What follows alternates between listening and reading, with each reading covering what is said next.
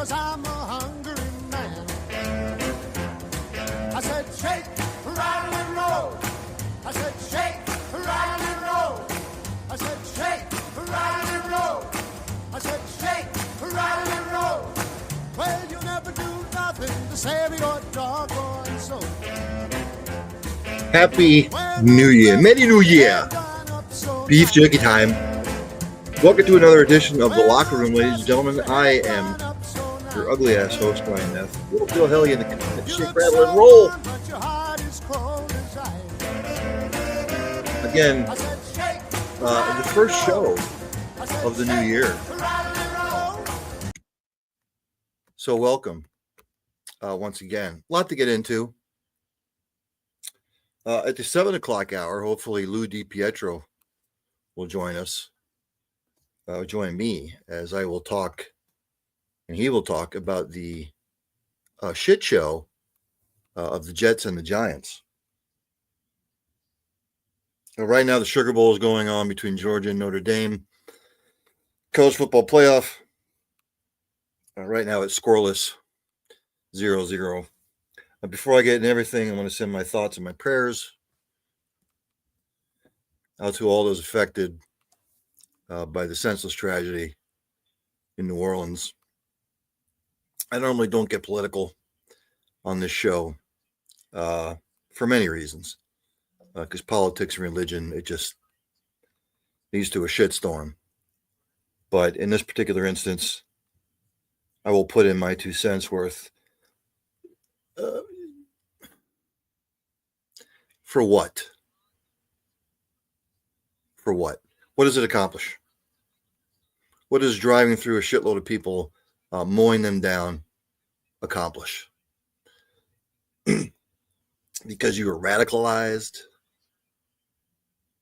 And usually that's what terror organizations do, is they radicalize people that are despondent. They have nothing to believe in anymore. They prey upon their emotions, their mental state. And again, what does it accomplish? It accomplishes nothing. Whether you are radicalized into the religion of Islam, thinking you're going to get 17 Vestal versions, dying for your God. And that's the difference, ladies and gentlemen, between, if you really want to get to the nitty gritty, the radical terrorist is willing to die for their God.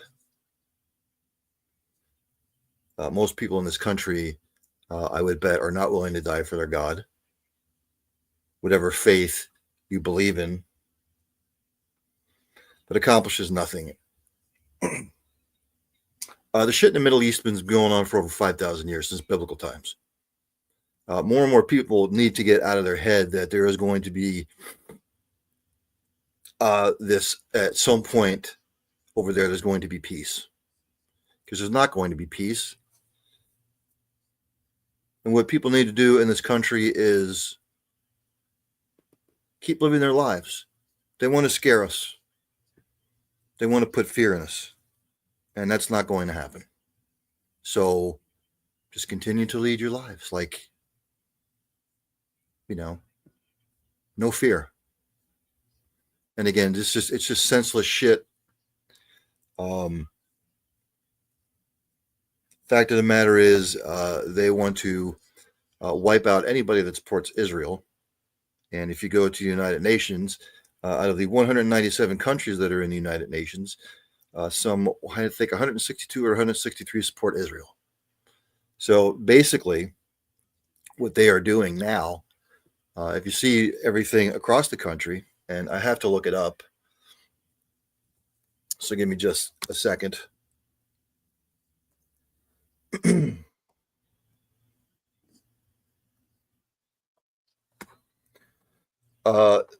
Globally, people who are against Israel and anybody that supports Israel, the pro-Palestinians, the radicalists, are calling for a globalize the intifada. If you don't know what the Intifada is, that's basically anybody that supports Israel or is for Israel, take action against them. So that's basically the whole planet. So they have basically waged a global jihad against anybody that is in favor of Israel or supports them. And here's the thing. They just don't want to wipe out Israel. They want to wipe out everybody. They want Islam in every household across the globe. But fret not, ladies and gentlemen, because we will not be scared into living in fear. So in that instance, they can kiss my white ass. But again, it's senseless. It's stupid. It doesn't make any sense. But again, these particular people are not afraid to die for their profit. Most people in this country are probably not willing to die for your country. You're willing to die for your God. So enough of that. Let's get into. I figured I would kick off with the college football playoff. Any sports fan, if you're living under a rock,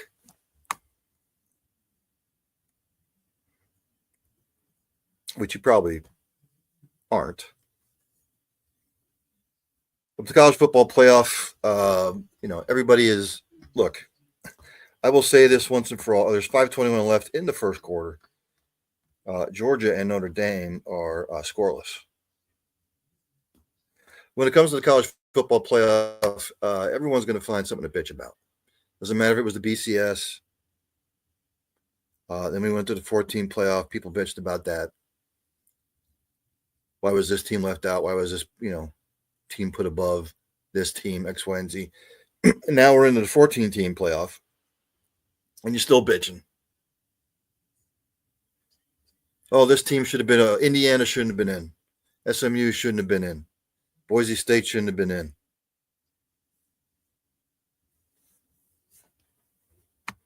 If we went to a 48-team playoff, people would bitch about that. Well, how come they picked those 48 teams? You're not going to be able to please everybody.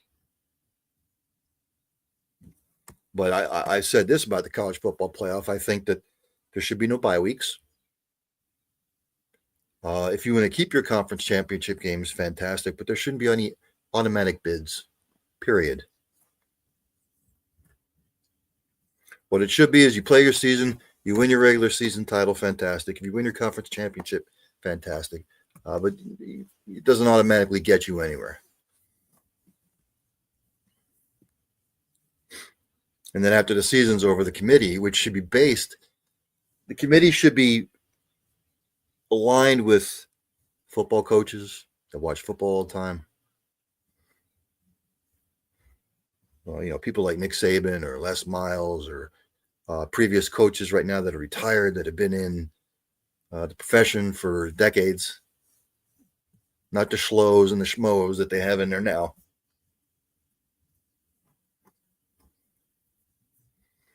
Or here's a great thing. If a team is 6-6, they get into a bowl. That's bullshit. You're rewarding mediocrity. You should have to be at least 7-5 to get into a bowl game. No, it's they're 6-6, and we've got to fill the bowl game. Or how about reducing the bowl games? It's just all about the almighty dollar. You think any of these, presidents of the bowl games, you think they give a shit about the players? They don't give. As long as they're making money.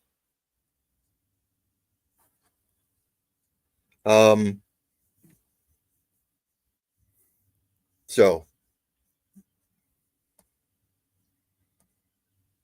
to go to the college football playoff, obviously, it's been a while since we talked about any of this stuff. But But in the first round, Texas beat Clemson. Really wasn't close. Clemson, thanks for participating. So Texas obviously won. Penn State beat the shit out of SMU. I actually thought SMU should have been the 12 seed. Clemson should have been the 11 seed, but what do I know? You're the ACC championship champion. You beat SMU in the title game, but you're 12 seed. You sort of figured Penn State was going to beat the hell out of SMU. Ohio State beat the crap out of Tennessee. A lot of people were like, well, why was Tennessee in? Again, just people finding something to bitch about. That was the first round.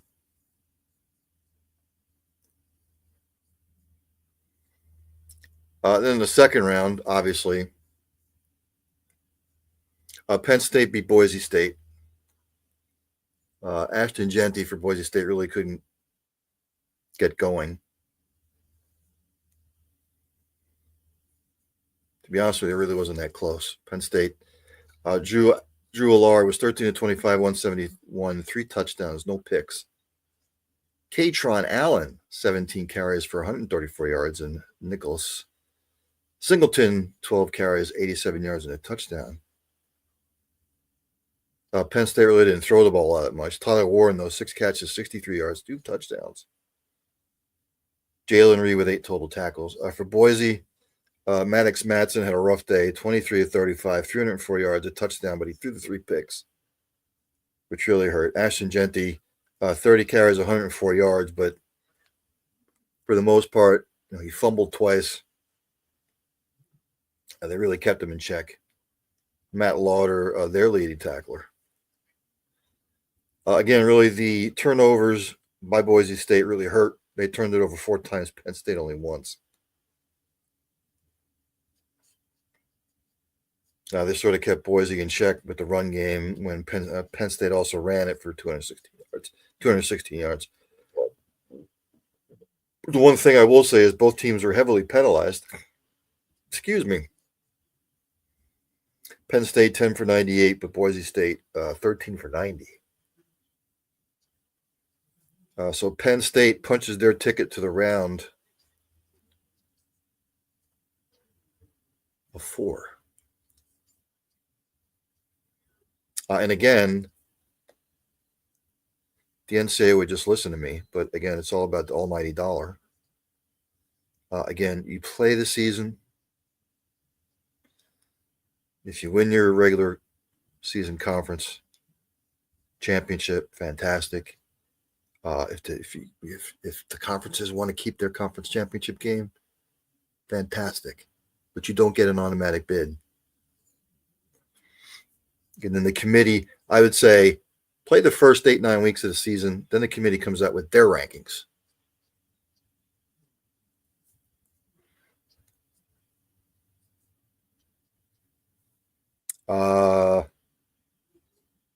Obviously, everybody saw Ohio State beat the shit out of Oregon. 41-21. Look, the loss that Ohio State had to Michigan, it sort of lit a fire under their ass. And this is what people have been waiting for all year long. They handled Tennessee. They handled Oregon. They look like the team to beat. Will Howard for Ohio State, 17 of 26, 319, 3 touchdowns, no picks. Travion Henderson, 8 carries, 94 yards, 2 touchdowns. Quinshon Judkins, 17 for 85. This is actually what I've been waiting for, like the balance. Jeremiah Smith basically threw the finger at Oregon. 7 catches, 187 yards, 2 touchdowns. Leading tackler was Cody Simon with 11 total tackles. For Oregon, Dylan Gabriel, 29 of 41, 299, 2 touchdowns, no picks. He was sacked many times. Collectively, 28 carries for minus 23 yards. They were not going to let Oregon beat them running the football. Trayshawn Holden, 7 catches, 116 yards, 2 touchdowns. Brian Butcher, the leading tackler. Late in the first quarter, Notre Dame has the ball. I think they're in a commercial. Oh, no, they're not in a commercial break. It's still 0-0 Notre Dame and Georgia. If you go to the team stats from the Rose Bowl yesterday, clean game, no turnovers. But again, and remember, sacks for loss are counted towards rushing. When you run the ball for minus 23 yards and your opponent runs for 181, you're going to get your ass kicked. So Ohio State, another Big Ten team, punches their ticket to the Final Four.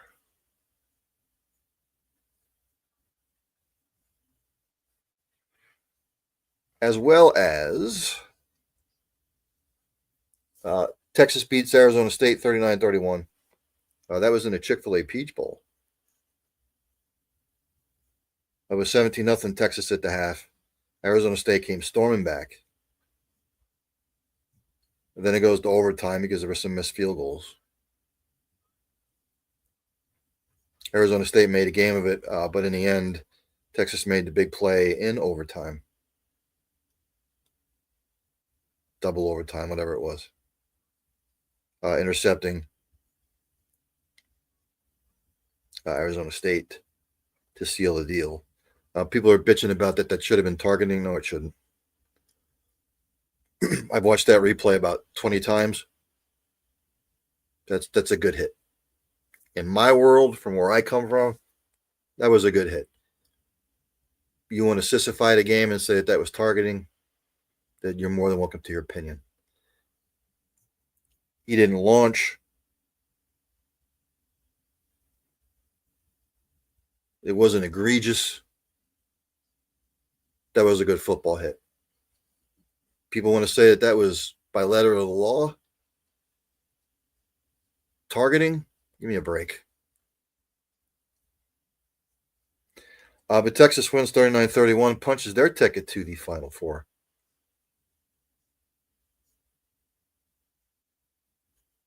Quinn Ewers, who people are getting on his back that he's a horrible quarterback. He's not a horrible quarterback. He's hurt. He's 20 of 30, 322, 3 touchdowns, and a pick. One thing that concerns me about Texas, though, they could not run the football. Quintravian Wisner, 18 carries, 45 yards. Matthew Golden had a day, 7 for 149, and a touchdown receiving. Arizona State, Sam Levitt was 24 of 46, 222, no touchdowns, a pick. Cam Scatterbo finally got going in the second half, 30 carries, 143 yards, and 2 touchdowns. He also caught the ball 8 times for 99 yards.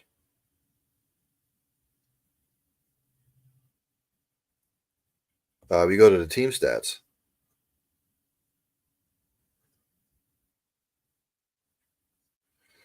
I mean, Arizona State had the ball almost 40 minutes to Texas's 20. When you look at it on paper, Arizona State should have won a football game. But it's not about the statistics on the paper. Sometimes it's about who makes crucial plays. I mean, Iowa State ran it for 214, Texas for 53. Texas outpassed them, but not by much. If people want to talk about the targeting call, you can talk about it. It was a hell of a game. It was a good game. Arizona State proved that they belonged, but Texas punches their ticket to the Final Four.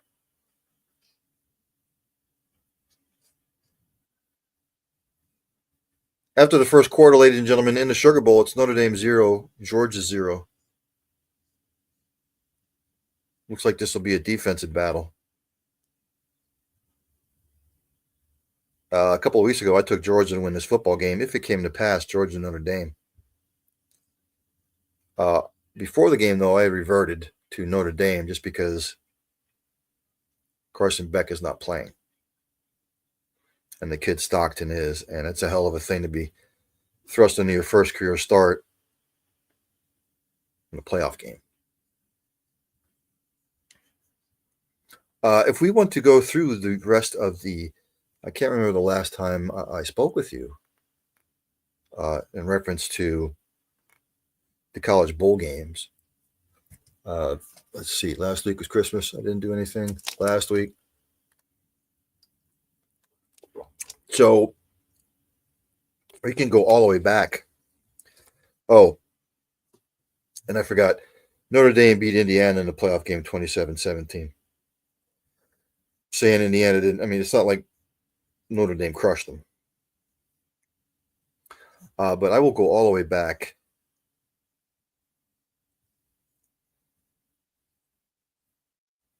But let's cover the bowl games here. In the Carriers New Orleans Bowl, that was Thursday, December 19th, which I believe that's the last time that I actually spoke with you in reference to college football. Sam Houston beats Georgia Southern 31-26. Again, it was hard to gauge some of these bowl games just because of the defections and whatnot. Georgia Southern, J.C. French had a rough day, 20-33, 212, a touchdown, 4 interceptions. Jalen White had 16 carries for 90 yards and a touchdown. And overall, Georgia Southern ran it 42 times for 181 yards. Derwin Burgess had 6 catches for 56 yards. Their leading tackler was Marquez Watson-Trent. For Sam Houston, Hunter Watson, 23 of 28, 213, a touchdown, no picks. Sam Houston could not run the football. 32 carries collectively for 54 yards. Simeon Evans, 7 catches, 85 yards and a touch. Caleb Weaver, 11 total tackles. Really, in a nutshell, Georgia Southern turned it over 5 times. Sam Houston only once. Now, you turn it over 5 times, you're not going to win a football game. And Sam Houston only won by 5. Sam Houston finishes the season 10-3. Georgia Southern finishes the season at 8-5.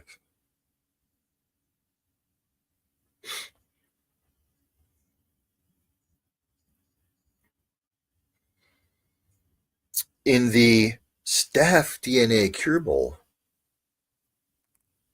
Ohio completes a hell of a season by beating Jacksonville State 30-27. This is one of those games where not a lot of players enter the transfer portal.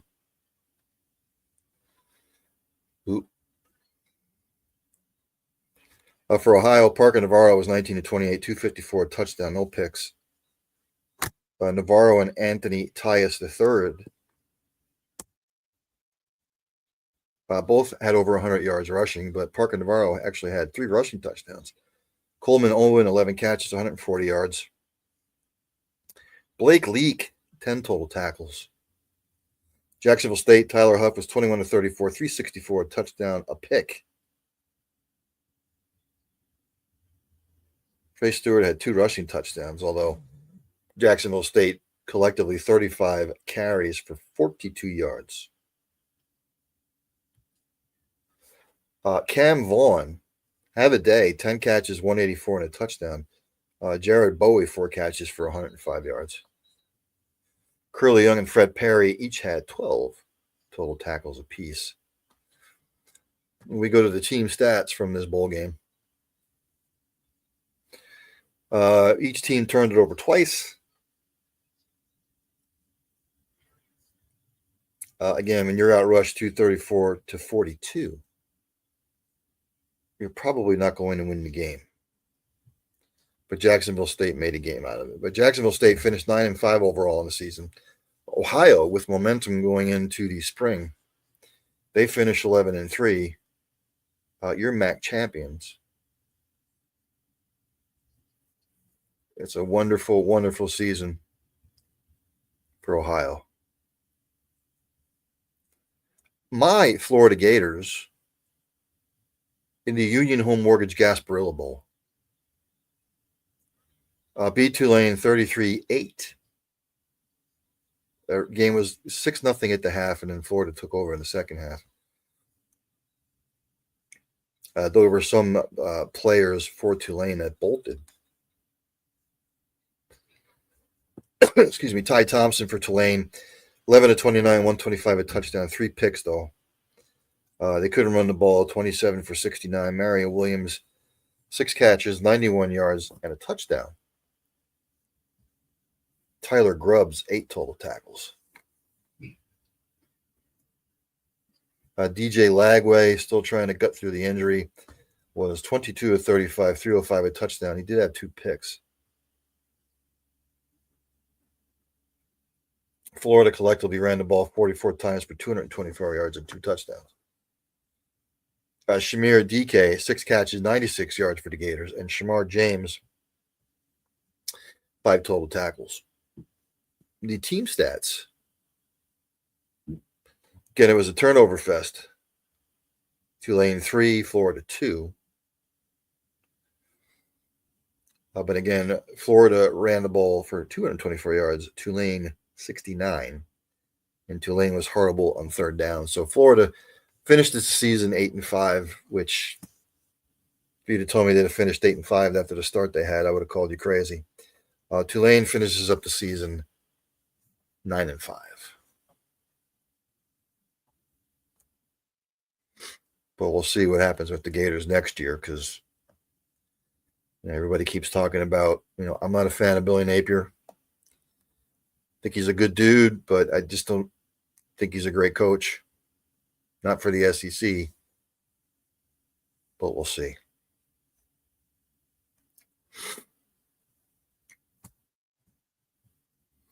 Oh, and in case you missed it, back on, when was it? December 21st, which I caught both games. The FCS semifinals. North Dakota State took out South Dakota State 28-21, and Montana State beat South Dakota 31-17.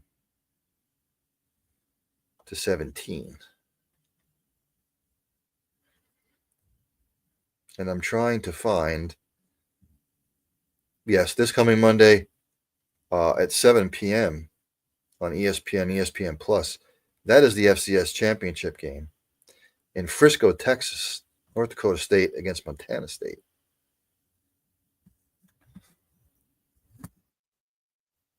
North Dakota State game was really good with South Dakota State. That was back and forth the whole way.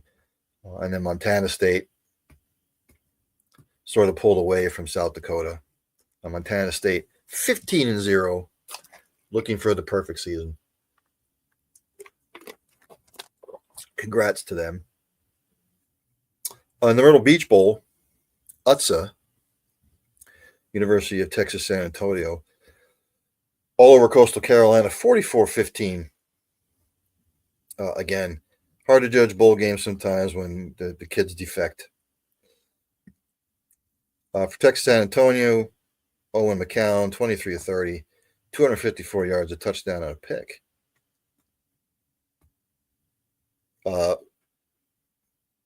Texas San Antonio collectively ran the ball 31 times for 257 yards and 3 touchdowns. David Amador II, 7 catches, 110 yards. Cyrus Dumas and Elijah Newell with 6 total tackles apiece. For Coastal Carolina, Tad Hudson was 17 of 26, 173 yards and 2 touchdowns. No picks. But Coastal Carolina only ran the ball 41 times for 98 yards collectively. Bryson Graves and James Tucker, your leading receivers. Juan Powell was their leading tackler. We go to the stats. Really, all you need to know is Texas San Antonio, 257 yards rushing. Coastal Carolina, 98. Kind of a blowout city. We have a score, ladies and gentlemen, down there in New Orleans. Georgia up on top of Notre Dame now, 3-0, early in the second quarter.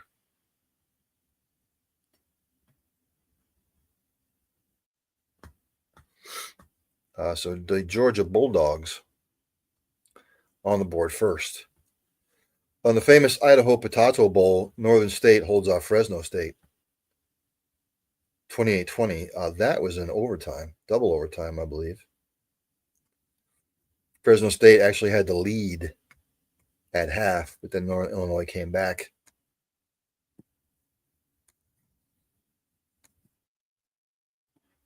For Northern Illinois, Josh Hulse, 18 of 30, 182, 2 touchdowns and a pick. He also ran the ball 16 times for 65 yards. Dana Partridge, 3 catches, 59 yards and a touch. Kristen Furman, 7 total tackles. For the Fresno States, Joshua Wood was 16 of 23, 180, a touchdown, no picks. Bryson Donaldson, 15 carries, 82 yards and a touchdown. Mac Delena, 6 catches, 118 yards receiving, and Tuasivi Nomura, 12 total tackles.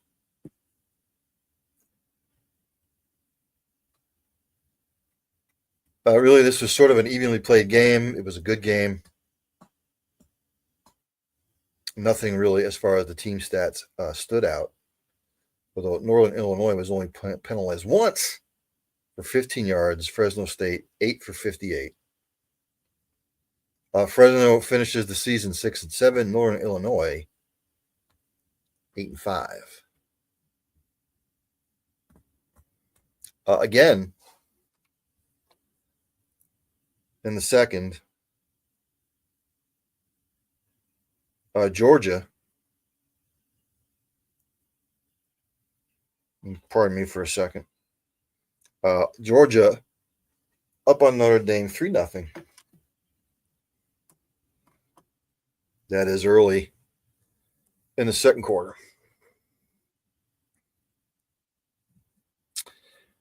In the Hawaii Bowl, over there in Hawaii, South Florida beat San Jose State 41-30 time in overtime. It's a hell of a game, back and forth, to be quite honest with you. Exciting game.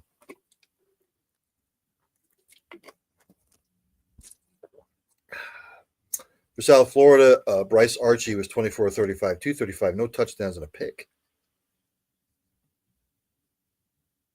They could not run the football, 34 carries, 56 yards, but they did have 3 rushing touchdowns.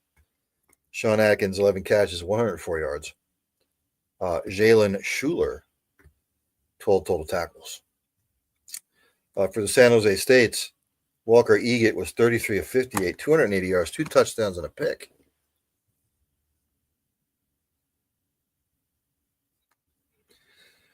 Lamar Radcliffe and Floyd Chalk IV each had 15 total tackles. 15 carries, each 60 yards apiece. Matthew Coleman, 12 catches, 119 yards, and a touchdown.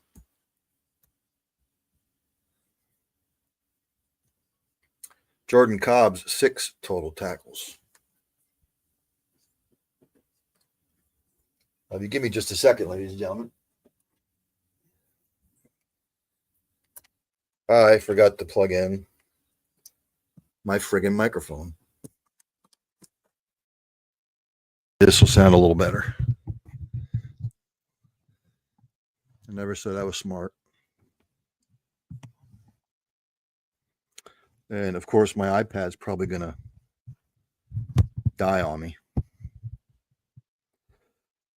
But San Jose State and South Florida each finish at 7-6 on the season. As we scroll through the bowls,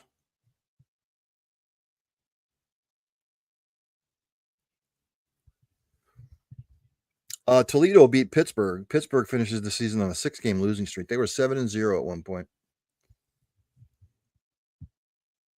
I kind of thought Pat Narduzzi would get fired after the game. It might be time to move on from him. But Toledo wins in overtime, 48-46. Pitt had a chance to. There were some iffy calls in the game in overtime, and even in regulation, where Pitt could have ended it or tried to end it, but they didn't. With like a 2-point conversion in the first overtime to say, "Hell with it, we're going to try and win it now."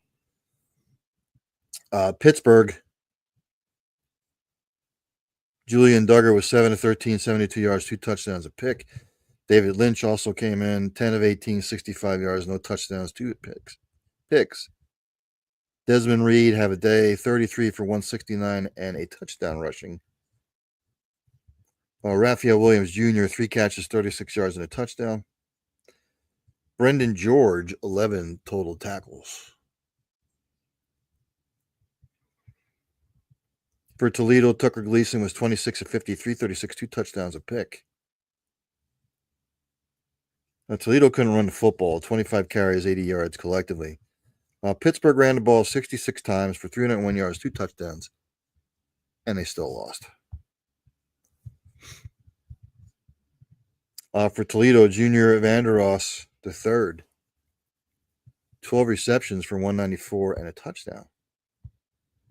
Jaden Dotton, 10 total tackles. You go to the team statistics. Pitt turned it over 3 times, Toledo twice. Toledo was penalized 12 times for 117 yards. Pitt ran the ball for 301 yards, Toledo 80. Pitt was 8 of 19 on third down, and Toledo was 3 of 16. How in the hell did Pitt lose the game? You outrush your opponent over 3-1. You sustained drives, and you lost. Toledo finishes the season 8-5, and Pitt 7-6. Midway through the second quarter, Notre Dame just kicked a field goal. It is a barn burner down there in the Sugar Bowl. 3-3.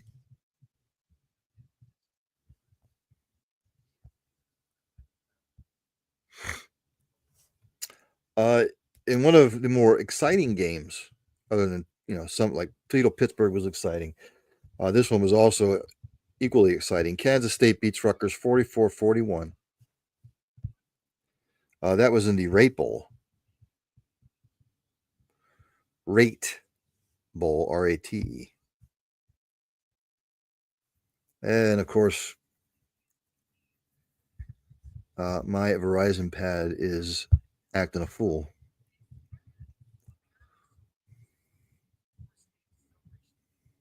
Talk amongst yourselves. Oh, I'm sorry. The Pittsburgh-Toledo, that was the Game Above Sports Bowl. But Kansas State beats Rutgers in the Rate Bowl, 44-41. For Rutgers, Ethan Kaliak-Manis, 14 of 32, 237, a touchdown, a pick. Antoine Raymond, 18 carries, 113, and 3 rushing touchdowns. Ian Strong, 5 catches for 105 yards. Tyreen Powell and Robert Longerbeam, each with 8 total tackles apiece. For Kansas State, Avery Johnson was 15 of 30, 195, 3 touchdowns, a pick. Dylan Edwards have a day, 18 carries, 196 yards, 2 rushing touchdowns. Jace Brown, 5 catches for 60 yards.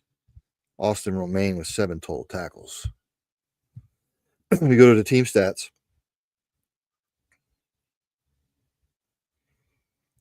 Again, Kansas State ran the ball for 347 yards. And they still only won by 3.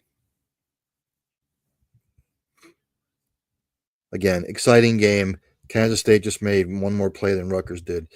Kansas State finishes the season 9-4. Rutgers 7-6.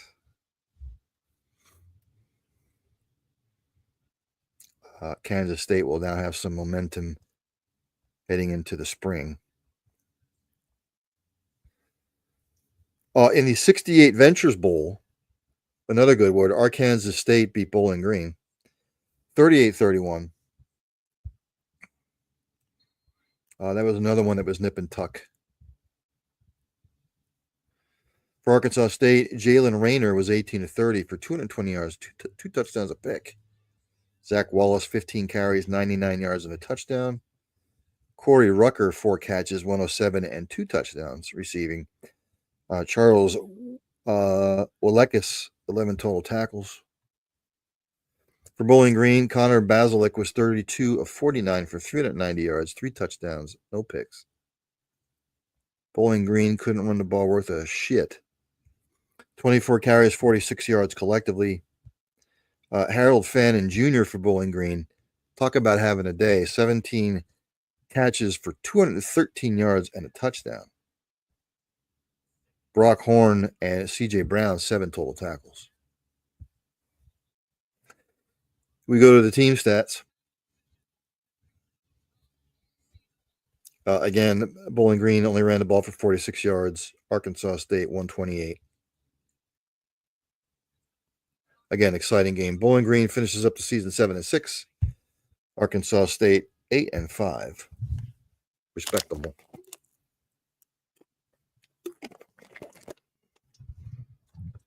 As we go along with the bouncing ball here. Syracuse beats Washington State 52-35 in the DirecTV Holiday Bowl. Always a high-scoring affair. Washington State actually led 21-14 after the first. But then it was all Syracuse after that. You had to feel for Washington State. You lose your coach 2 years in a row. Last year, Jonathan. And my Verizon pad has taken a dump. So I will have to revert to my phone. Give me just a second. I will have to pull it up here. Again, I have to revert to my phone.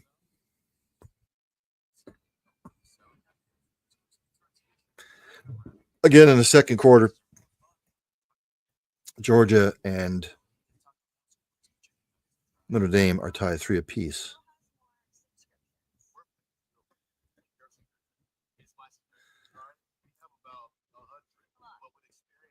But again, 52-35, Syracuse over Washington. And like I said, Washington State's coach bolted for the second year in a row. For Syracuse, Kyle McCord, have a day, 24-34, 453, 5 touchdowns, no picks. LaQuint Allen, 17 carries, 128, two rushing touchdowns. Darrell Gill Jr. had 145 yards receiving. Jackson Meeks, 110 yards receiving. Justin Barron, 7 total tackles for Washington State.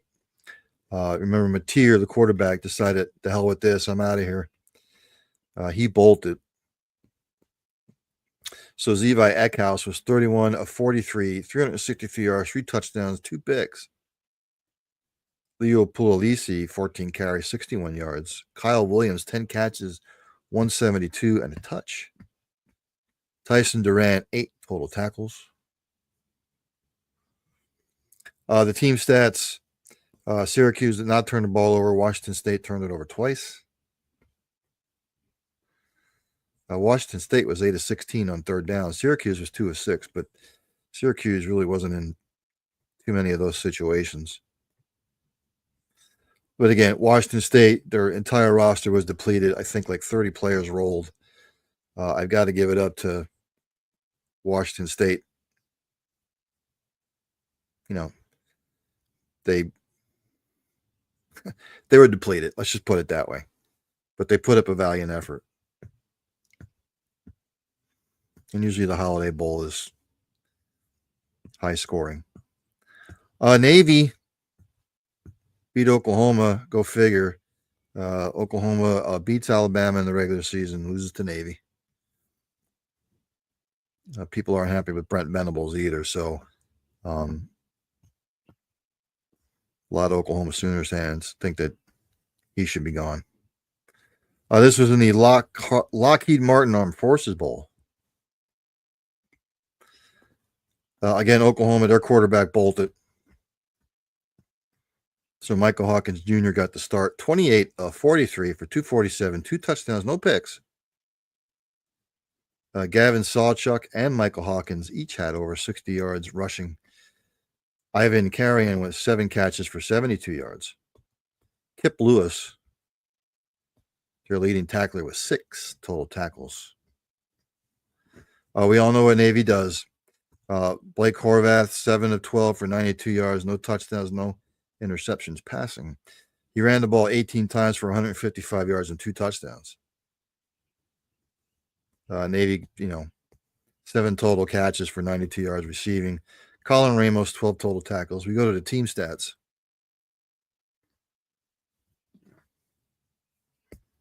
You would have thought by some of the stats that Oklahoma should have won this game. They were 11 of 13 on third downs. Navy was 4 of 13. Oklahoma outgained them by over 100 yards. They got outrushed, but Oklahoma had the 1 turnover. So Navy finishes the season 10-3. Oklahoma finishes the year 6-7. I think that's their first losing season in a while. I'd have to go and check. In the Birmingham Bowl, Vanderbilt holds off stingy Virginia Tech. 35-27. I thought Georgia Tech would win this game. Right now, Georgia is punting to Notre Dame down there in New Orleans. For Georgia Tech, Haynes King, 25 of 33, 204, 3 touchdowns passing and interception. Jamal Haynes, 17 carries, 136 yards rushing. He also had 5 catches for 32 yards receiving and a touchdown. Zachary Toby and LaMiles Brooks, each with 7 total touchdowns. For the Vanderbilts, Diego Pavia, a good day, 13 of 21, 163 passing touchdowns, no picks. He also ran the ball 17 times for 84 yards and 2 rushing touchdowns. Eli Stowers, 4 catches for 55 yards. Nicholas Rinaldi with 10 total tackles. The team stats, Georgia Tech turned it over twice. Vanderbilt, none. There's your difference in the ball game. Because other than that, it was evenly matched. Vanderbilt finishes the season 7-6, and Georgia Tech finishes the season 7-6. The Arkansas beat the Texas Tech 39-26. That was in the AutoZone Liberty Bowl.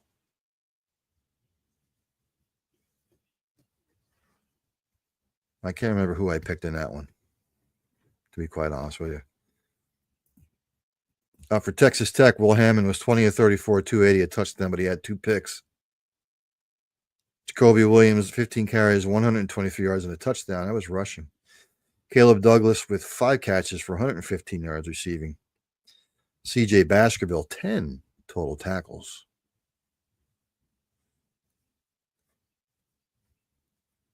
For Arkansas, Taylor Green was 11 of 21, 341 yards, 2 touchdowns, no picks. Taylor Green and Rodney Hill each had 81 yards rushing apiece. Desmond James and Isaac Tesla, 3 catches apiece, over 100 yards apiece. Xavier Story Jr. with 10 total tackles. This was in the Liberty Bowl, by the way. Really, it was evenly matched, even though Arkansas won the turnover battle, +1. Texas Tech really wasn't penalized all that much. Arkansas 10 for 46. But again, it was just Arkansas making more plays than Texas Tech. And Texas, again, you have to take this with a grain of salt with the bowl games because, again, kids bowl. Arkansas finishes the season 7-6. Texas Tech 8-5. In the SRS Distribution Las Vegas Bowl, USC beat Texas A&M 35-31. I thought Texas A&M would win this game. USC even had a lot of people that bolted. For USC, Jaden Mayava, 22 of 39, 295, 4 touchdowns, 3 interceptions. Byron Jackson, 16 carries, 66 yards and a touch. Jacoby Lane, 7 catches, 127 yards receiving, 3 touchdowns receiving. Kamari Ramsey, 7 total tackles. For A&M, Marcel Reed was 26 of 42, 292, 3 touchdowns, but 2 picks. Reuben Owens, 13 carries, 56 yards rushing. Jabri Barber, 7 total receptions for 48 yards and a touchdown. Jaden Hill, 9 total tackles. The team stats, again, this was even. USC, Texas A&M won the turnover battle +1. But again, it was just USC making one more play than Texas A&M did. Texas A&M will finish the season 8-5, and USC 7-6.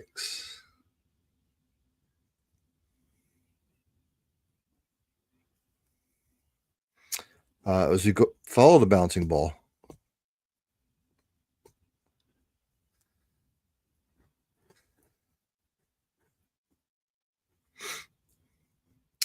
give me just a second here.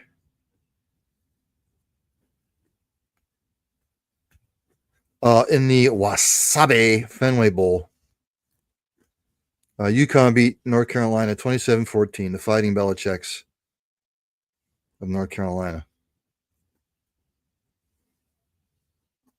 For UConn, Joe Fagnano, 16-23, 151 yards, 2 touchdowns, no picks. Mel Brown, 11 carries, 96 yards. Skylar Bell, 3 catches for 77 yards, receiving and a touchdown. Malik Dixon-Williams, 7 total tackles.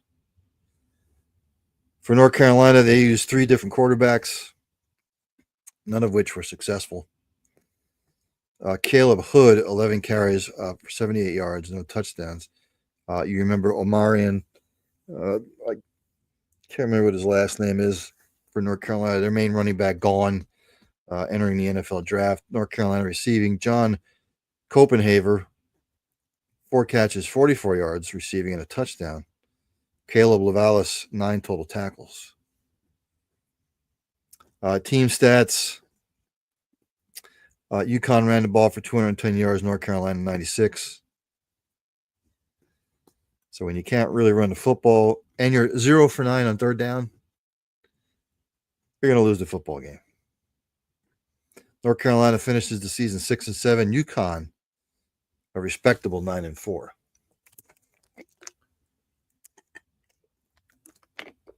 Again, I'm watching the game here on my phone.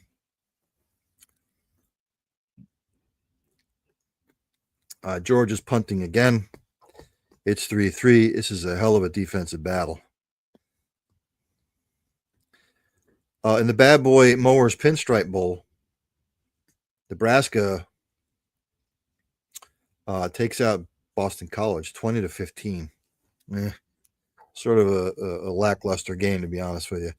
Boston College, Grayson James, 26-41, 301 yards, no touchdowns, no picks.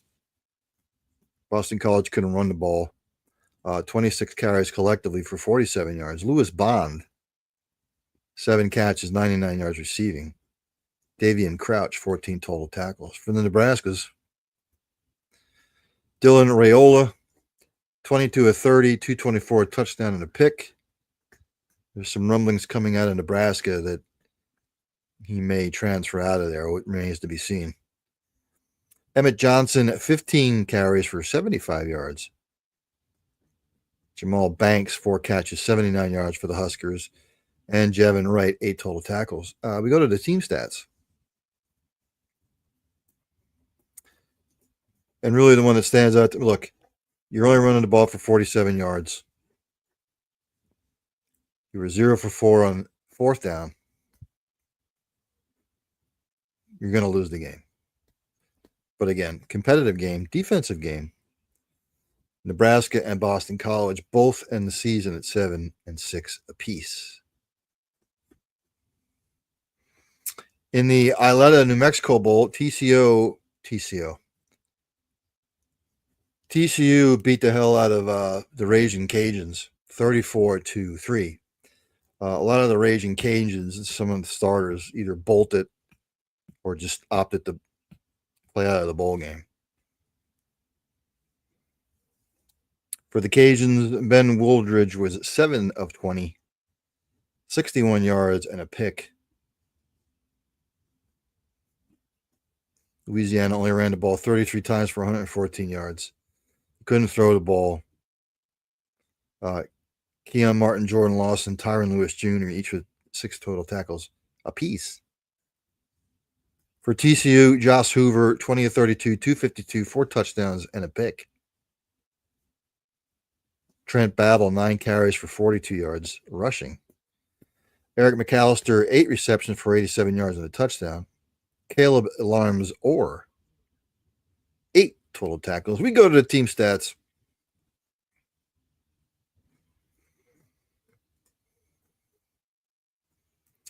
And again, the team stats here, again, Raging Cajuns only mustered up 95 yards passing, 114 yards rushing.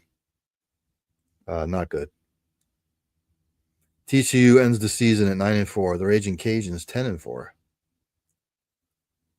Iowa State came back to beat Miami in the Pop-Tarts Bowl. What's your favorite Pop-Tart? Mine's blueberry. Iowa State beats Miami 42-41. Cam Ward played the first half to break the record for most, I believe, pass touchdowns in a career, and then he decides to pull himself out of the game. So you can think what you want about that. I think it's bullshit, but that's the day and age in college football that we're in. So what are you going to do? Going to sit around and bitch about it all day, or this is what college football has created.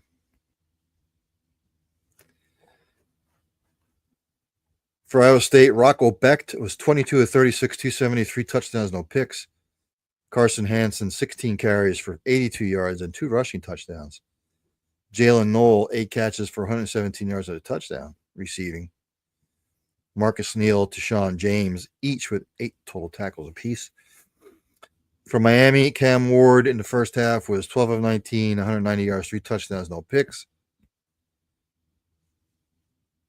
Rushing the ball, Damian Martinez, 14 carries, 179 yards, and a touchdown. Elijah Arroyo had 4 receptions for 64 yards. Francisco Mauigoa,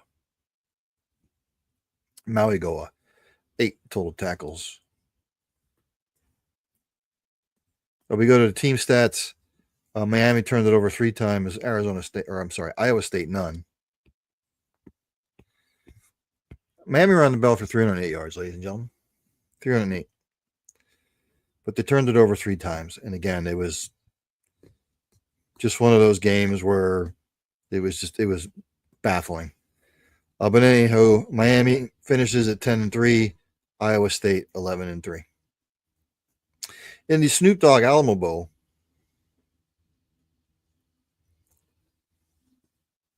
Miami of Ohio beats Colorado State. The Fighting Joey B's, as I like to call them, 43-17. Colorado State had a lot of guys bolt. This was basically Miami of Ohio's Super Bowl. For Miami, Brett Gabbert was 13 of 25, 184, no touchdowns, no picks. Kevin Davis, 9 carries, 148 yards, 2 rushing touchdowns. Jordan Brunson added 2 rushing touchdowns. Cam Perry, 2 catches for 57 yards. And Ty Wise and Mac Solopek, each with 9 total tackles apiece. For the Colorado States, Braden Fowler Nicolosi, 23 of 45 for 321 yards, touchdown, but he threw 2 picks. Justin Marshall, 9 carries for 84 yards rushing. Stephen Daly, 4 catches, 74 yards, and a touchdown receiving. And Jack Howell, 10 total tackles. Again, Colorado State turned it over 4 times. They got outrushed. It just was one of those games. Colorado State finishes up the season 8-5. Miami of Ohio 9-5. In the Go Bowling Military Bowl, East Carolina beat one of their in-state rivals, North Carolina State, 26-21. This is in the Gold Bowling Military Bowl. For East Carolina, Caitlin Hauser was 18 to 29, 147, no touchdowns, 2 picks. Rajal Harris, have a day, 17 carries, 220 yards, and a touchdown. Caitlin Hauser, actually, he added 2 rushing touchdowns. Yannick Smith, 3 catches for 56 yards. 3 receptions for 56 yards. I'm sorry. I keep glancing up at the Notre Dame game here. Amari Rogers with 8 total tackles. For NC State, CJ Bailey had a good game, 19 to 26, 230 yards, 3 touchdowns, a pick. Hollywood Smothers, not of the Smothers brothers, but just Hollywood Smothers, 15 carries, 139 yards rushing. Noah Rogers, 5 catches for 59 yards. Sean Brown and Marcus Cooley, each with 9 total tackles apiece. Really, the difference in the game for me, East Carolina ran the ball for 326 yards. NC State for 198. But East Carolina was 12 of 16 on third down. NC State was 5 of 12. NC State finishes the season a disappointed 6-7. East Carolina finishes 8-5. I'm going to take a little bit of a break. When I come back, I finish up the bowl games. And then I will delve into some NFL. And we will go around the world in sports. I will be back after the break.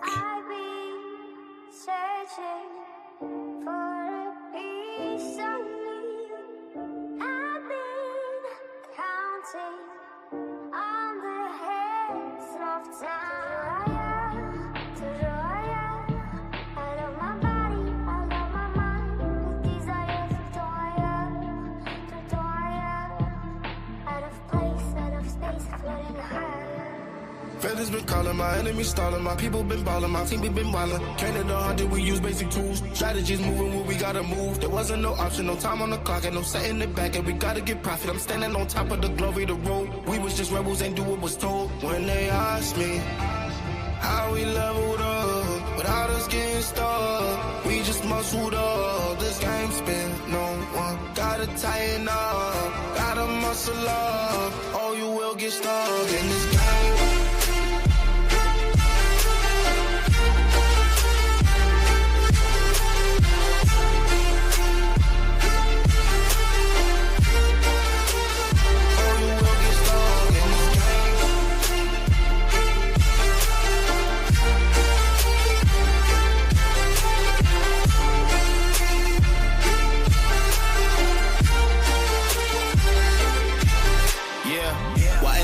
I'm balling on top of that mountain. I'm on and I'm calling my mom and tell her I'm good. I'm surrounded by family like back in the hood. I was falling from grace, I was misunderstood. Hey, the pressure would sit you right down, but I stood up. I mean what I say and I say what I mean. On the balcony screaming, they just let me be. We had to slow it down. What goes around comes around. Oh, the frequency different now. I was going through different rounds. Hey, it's crazy, the progress is hitting now. Ain't no sitting and lost and found. I found what I lost in a minute now. I was on the wrong path, I admit it now. My only option was to get it now. I got it on both and I learned from the losses. My failure was friendship, I saw it was ghosting. Started like everyone had turn twos. Only difference is I knew what to do. Now everyone calling when progress is stalling. My stock is missing, my life it ain't boring. Ain't no more hitting me up when you lose. When it's time to wake up, see you hitting the snooze. When they ask me how we leveled up, without us getting stuck, we just muscled up. This game spin, no one gotta tighten up, gotta muscle up, or you will get stuck in this game.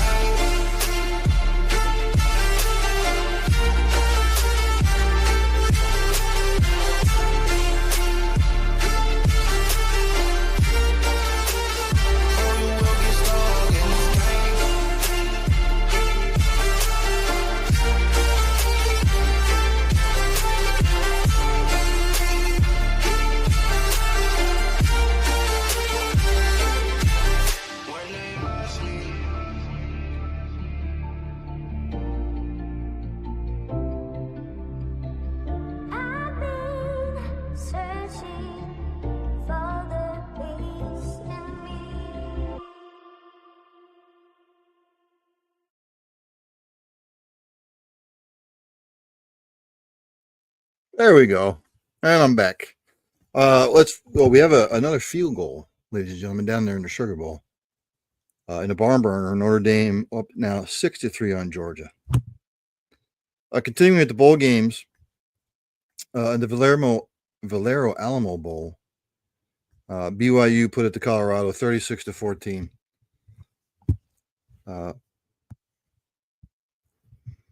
Shedeur Sanders and Travis Hunter in their final game at Colorado. For BYU, Jake Retzlaff was 12 of 21, 151, no touchdowns, 2 picks. LJ Martin, 17 carries, 93 yards, 2 touchdowns. He also had 2 catches for 33 yards. Isaiah Glasker, 8 total tackles. Shedeur Sanders, 16 of 23, 208, 2 touchdowns. He threw 2 picks. He was sacked many times, ladies and gentlemen. BYU got after him. Colorado ran the ball, because he was sacked, forget how many times, but he had 9 carries for negative 34 yards. So collectively, overall, Colorado ran the ball 19 times for 2 yards.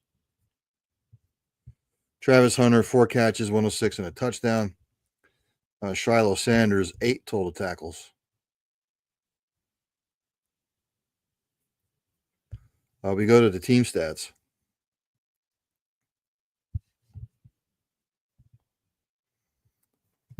BYU turned it over 3 times, Colorado twice. But again, BYU ran the ball for 180 yards, Colorado 2. Colorado was also 3-9 on third down. Spells ass whooping. Nonetheless, Colorado finishes the season 9-4. BYU with a hefty 11-2 record to end the season.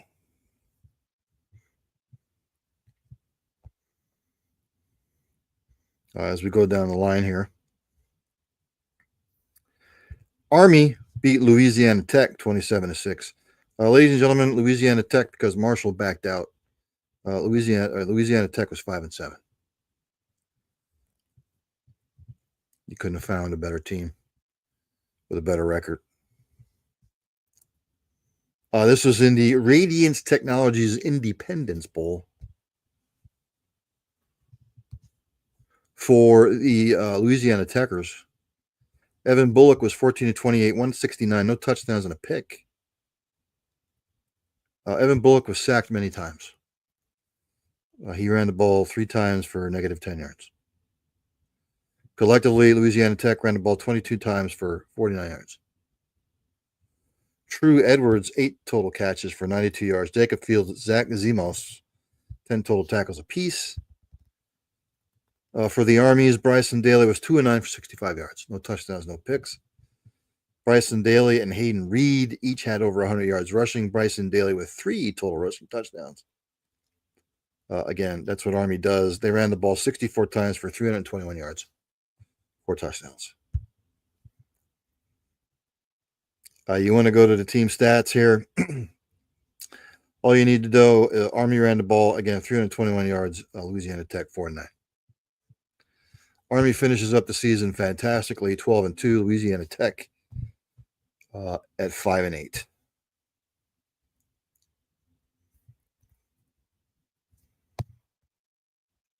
Again, still 6-3 down there in the Sugar Bowl.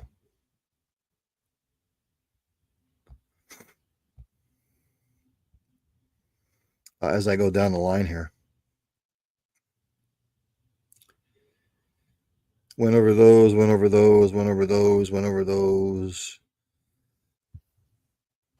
another good game that I thought was a really good game, in the Trans Perfect Music City Bowl, Missouri caps off there at the season with a bowl win, beating Iowa 27-24.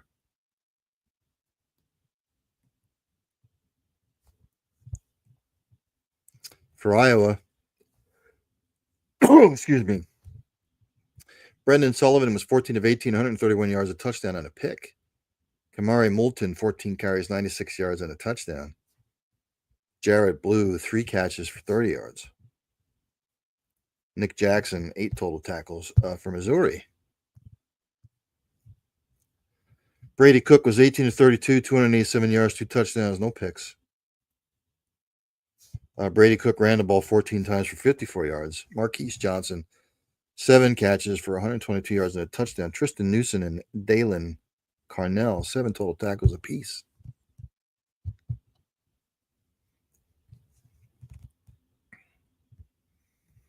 Really, the difference in the ball game for me was the 1 turnover, which was an interception. Actually, no. That was not the difference in the ball game for me. Difference with the ball game for me was the fact that Iowa could not pass the ball. Missouri could. I mean, Missouri only ran it for 89 yards. Iowa 166. And Missouri passed it for 287. Iowa for 131. Again, Iowa with the 1 interception thrown. Missouri didn't turn it over at all. Missouri finishes the season 10-3. Iowa 8-5.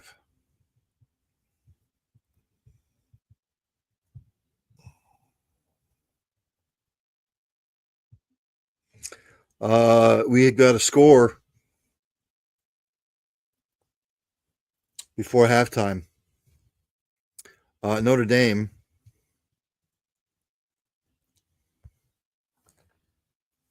and I just missed it.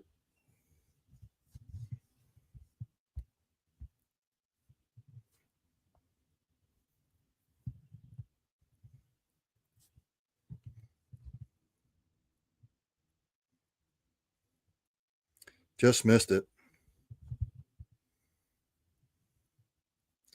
It was a pass from Riley Leonard to Mr. Collins for 13 yards. So Notre Dame is up at the half, 13-3.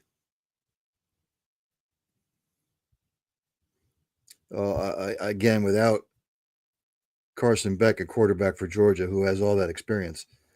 Difference in the game so far, Georgia's turned it over twice. Notre Dame, none. Georgia's only run the ball for 10 yards. Notre Dame, 75. When you're only running the ball 10 yards and you turn it over twice, it's going to be a lot for Georgia to overcome. Again, I don't see Notre Dame losing unless they beat themselves. But losing Carson Beck for Georgia is just it's huge. You have all that experience. Yes, he was horrible at times this year, but Georgia better figure something out in the second half, because I think Notre Dame basically has a lock on this game. Winding down the bowl games here.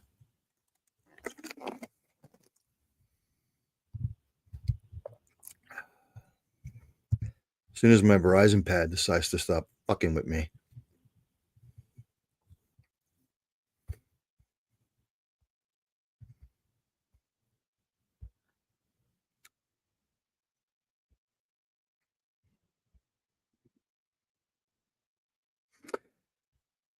Michigan beat Alabama 19-13. That was in the ReliaQuest Bowl. I can hear all the Alabama fans ready to commit hara-kiri. They beat Alabama 19-13. Jalen Milroe was 16-32, 192, a touchdown and a pick. Alabama couldn't run the ball worth a shit. 29 carries for 68 yards collectively. Hermie Bernard, 4 catches, 80 yards. Jihad Campbell with 11 total tackles. I do not believe Jalen Milroe should come out for the NFL draft. He's got a lot to improve on. For Michigan, Davis Warren was 9-12, 73 yards and a touchdown. Jordan Marshall with 23 carries for 100 yards. Frederick Moore, 3 catches for 37 yards and a touch. Amir Hall, 9 total tackles. You go to the team stats, Alabama turned it over 3 times, Michigan once. So you're turning it over. You can't run the football. Michigan controlled the clock for almost 39 minutes. Michigan finishes the season 8-5, Alabama 9-4. Alabama fans probably, they're probably all over Kalen DeBoer, fire him. Look, the Saban regime is over. Get used to it. It's going to be a lot of 9-4 seasons.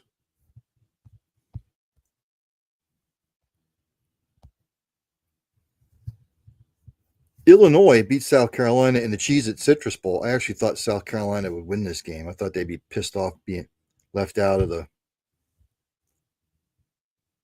college football playoff, that they would come in with a vengeance. But they lose 21-17 to the Illinois.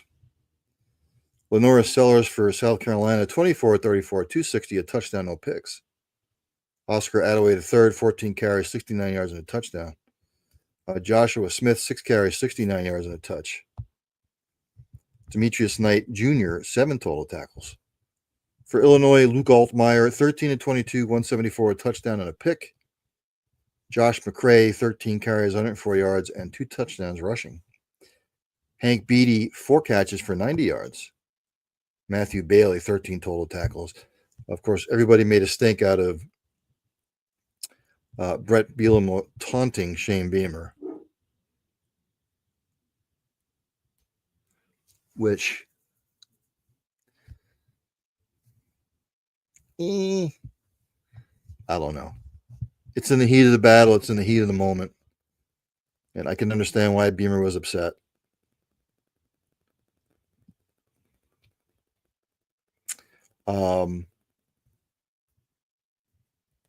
Really, it was back and forth most of the game. I thought it was one of the better bowl games. Nothing really stood out in the team stats-wise. So Illinois finishes the season 10-3. Outstanding season for Illinois. South Carolina finishes 9-4 overall on the year, and I did not think that they would be 9-4. So shame on me. Rounding out the bowl games here, we're getting down to the nitty-gritty.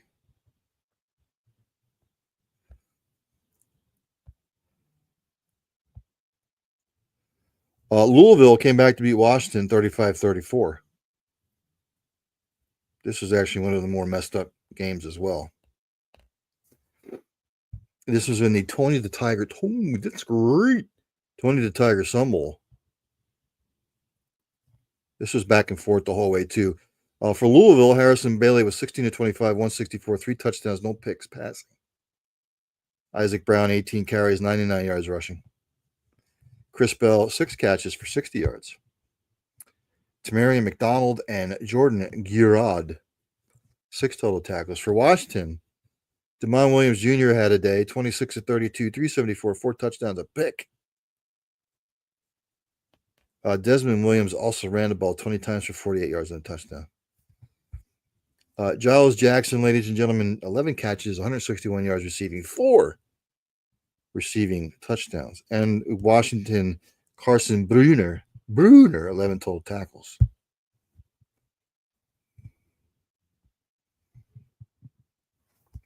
Team stats-wise, again, this game could have gone either way. Louisville ran the ball for 207 yards. Washington only 98.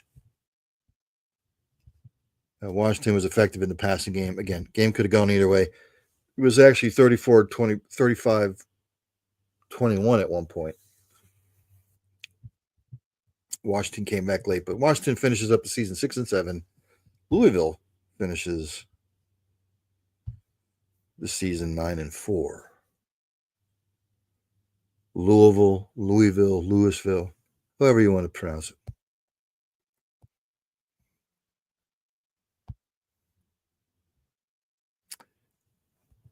In the Kinder's Texas Bowl, LSU beats Baylor 44-31 in one of those games that, again, excuse me, I knew it was going to be back and forth.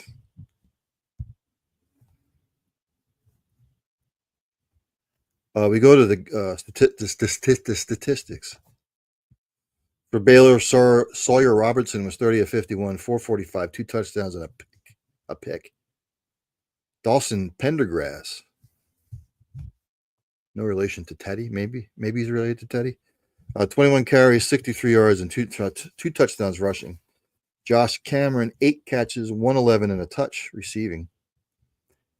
Devin Bobby, 13 total tackles for LSU. Garrett Nussmeier, who is coming back to school, by the way. He was 24 of 34, 304 yards, 3 touchdowns, and a pick.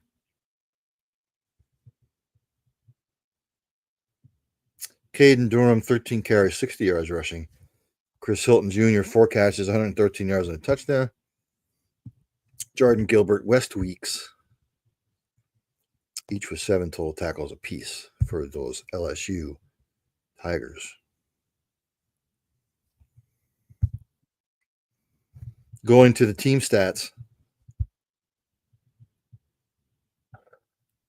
Really nothing stood out as a difference maker.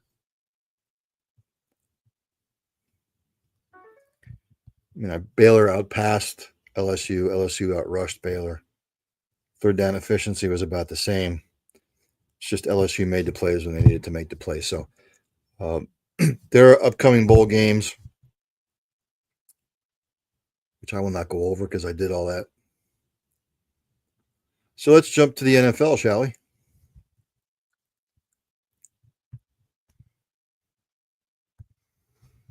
The playoff picture is coming into focus. We'll recap Week 17.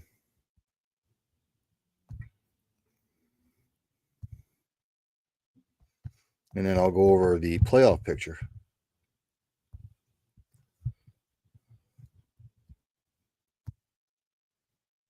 Oh, by the way, there is an NFL game tonight. Browns-Ravens, which Ravens will probably obliterate them. But last week was Week 17.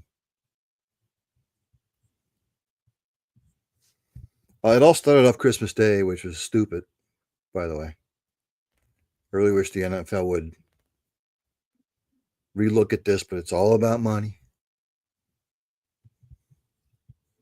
The Chiefs handed it to the Steelers 29-10. Now the game was only 13-7 at the half, Chiefs. But the Steelers right now can't get out of their way.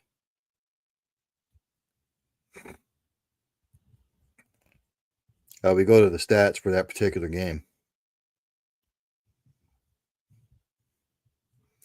Here we go. Patrick Mahomes was 29 of 38, 320, 3 touchdowns, no interceptions. Again, I am concerned about Kansas City's rushing. They ran the ball 20 times for 69 yards and a touchdown. Isaiah Pacheco got dinged up again. Travis Kelce, Xavier Worthy, each with 8 catches and a touchdown. Christian Roland Wallace, 10 total tackles for the Chefs. Russell Wilson, pedestrian, 23 of 37, 205. No touchdowns, a pick. Pittsburgh ran the ball 31 times for 202 yards. 31 times, 202 yards and a touchdown. Pat Freiermuth, 7 catches for 60 yards.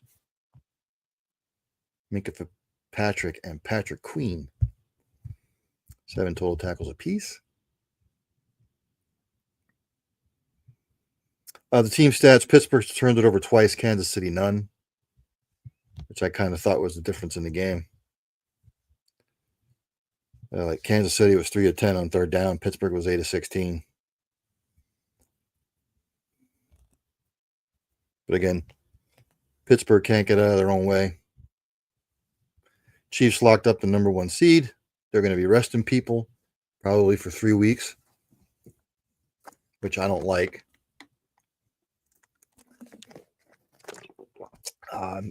Pittsburgh is up against it this weekend. But look, the Chiefs, even though they have home field, if you can't run the football, ladies and gentlemen, people are going to say it's a passing league. I get it. But if you can't run football in December, January, and February, you're not going to go anywhere. And I'll get into the Ravens beat the hell out of the Texans. You don't need to know about that. Then last Thursday, in one of the barn burners of the year, ladies and gentlemen, the Seahawks hit a grand slam home run to overtake the Bears 6-3. I'm not even going to go over the stats because there's really none. That game was pathetic all around. It was horrendous. Just Seahawks are 9-7, the Bears are 4-12. Then on Saturday, the Chargers beat the holy hell out of the Patriots 40-7. In a laugher in New England, by the way. Justin Herbert had a game 26 of 38, 281, 3 touchdowns, no picks. J.K. Dobbins, welcome back. 19 carries, 76 yards, a touchdown. Ladd McConkey continues to impress. 8 catches, 94 yards, 2 touchdowns receiving. Christian Fulton, 5 total tackles. For the Patriots, Drake May was 12 of 22. 117, a touchdown, no picks. Antonio Gibson, 12 carries, 63 yards. Demario Douglas, 4 catches, 46 yards, a touchdown. Excuse me. Jelani Tavai, 10 total tackles. We go to the team stats.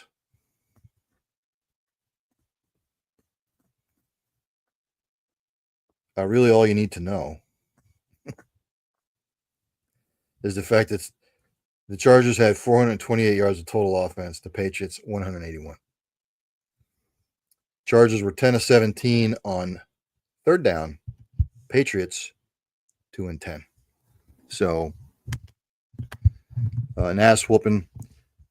Patriots fall to 3-13. The Chargers are now 10-6. And again, we will get into the playoff scenarios. The Bengals kept their playoff hopes alive with a win over the Broncos, 30-24. Talking about a back and forth game. It was a hell of a game. But the Bengals need help. And I actually think they play this Saturday. For Denver, Bo Nix, 24-31, 219, 3 touchdowns, a pick. Jaleel McLaughlin, 10 carries, 69 yards rushing. Marvin Mims Jr., 8 catches for 103 yards, 2 touchdowns receiving. Riley Moss with 14 total tackles. Joe Burrow having one of those seasons. Again, if it wouldn't be for Lamar Jackson and Josh Allen having their seasons, Joe Burrow would be the MVP candidate or winner. Joe Burrow was 39 of 49, 412 yards, 3 touchdowns, no picks. Chase Brown, 20 carries, 67 yards rushing. T. Higgins have a day, 11 catches, 131 yards, 3 touchdowns receiving. Cam Taylor-Britt, 8 total tackles. You want to go to the team stats here. Bengals were 7 of 13 on third downs. The Broncos were 4 of 12. Broncos really couldn't pass the ball. The Bengals, that's their bread and butter. Actually, Bengals won the game in overtime, by the way, 30-24. I forgot to mention that. But the Bengals had the ball 42 minutes. So Bengals with the big win. They sit at 8-8 right now. The Broncos are 9-7. And the Bengals need help. I think they need the Dolphins and the Broncos to both lose, and then the Bengals have to beat the Steelers.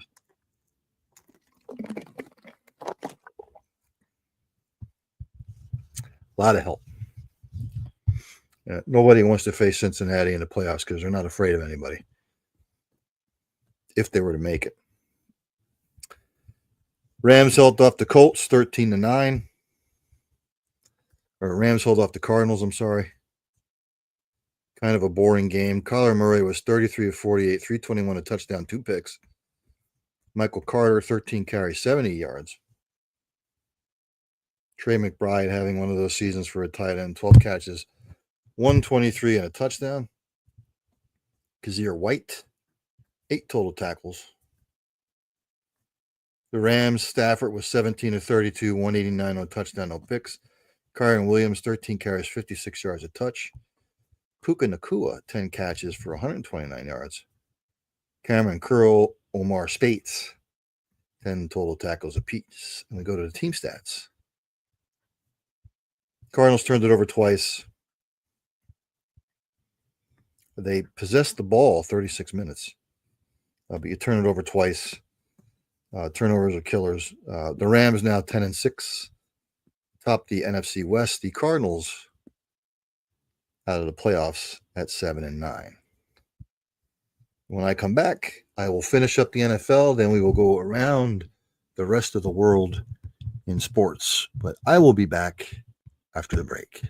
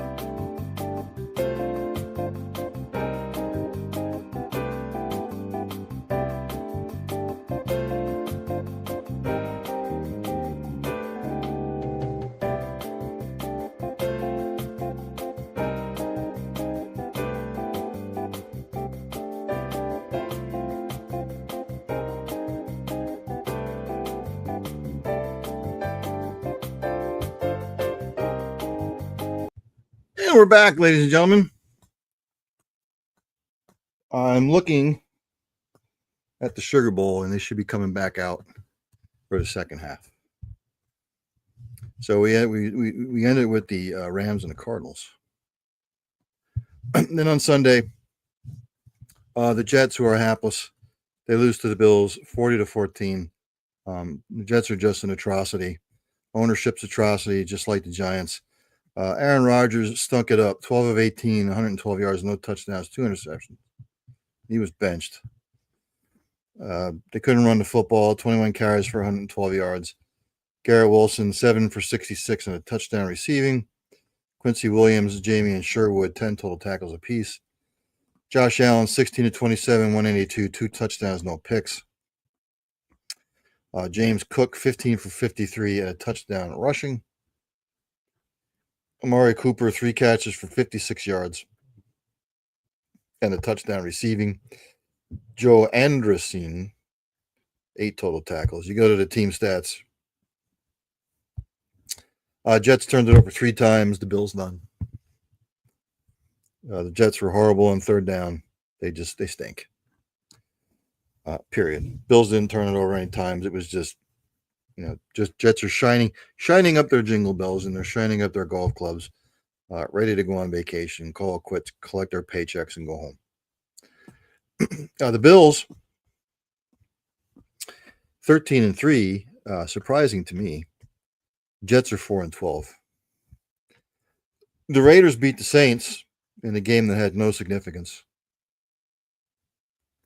Aiden O'Connell for the Raiders was 20 of 35, 242, 2 touchdowns, no picks. Amir Abdullah, 20 carries, 115 yards. Make sure I'm off mute here. I'm known to do stupider things, dumber things. Brock Bowers, 7 catches, 77 yards receiving. Robert Spillane, their leading tackler, at 8 total tackles apiece.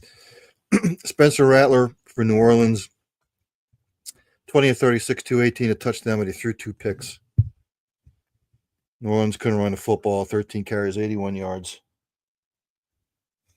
Ladies and gentlemen, Notre Dame just scored again. It is now 20-3. Opening kickoff by Notre Dame, returned for a touchdown.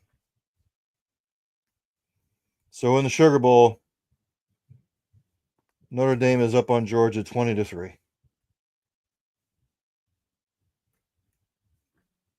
I'm not going to say the game's over, but unless Georgia can mount some sort of comeback, they have no Carson Beck. Georgia's in a world of hurt. I kind of figured this would happen. I just don't see any way Georgia wins. Juwan Johnson for New Orleans, 6 catches for 66 yards. Pete Werner and Demario Davis for New Orleans, 13 total tackles apiece. And actually, was that an interception? Give me just a second, ladies and gentlemen. I need to go.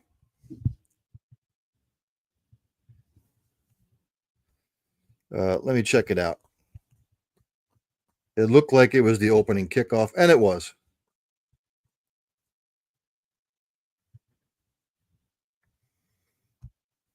So Notre Dame, early in the third quarter, up on Georgia 20-3. Had Carson Beck played, I would have picked Georgia. But I don't see any way that Georgia wins this football game now. A lot of time, but Georgia has not mustered up anything offensively to lead me to believe that they're going to win this football game. So back to the NFL.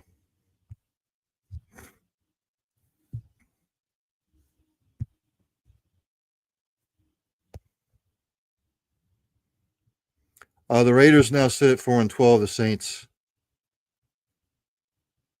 5-11. The G-Men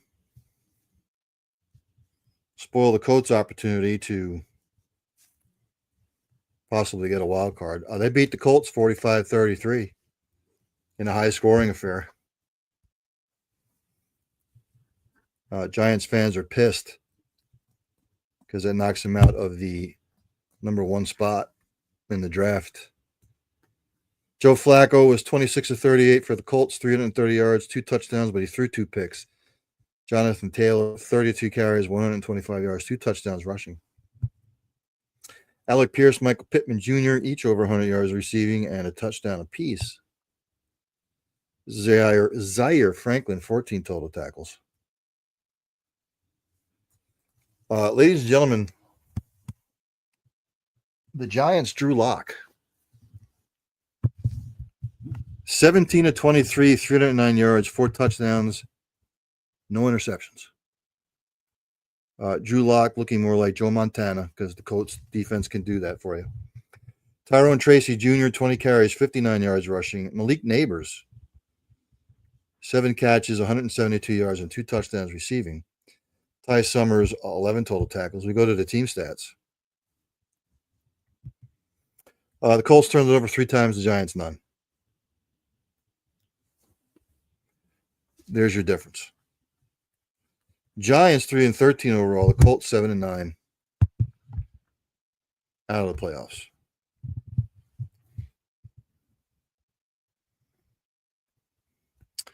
The Eagles put it to the Cowboys, 41-7. Season to forget in Cowboy land.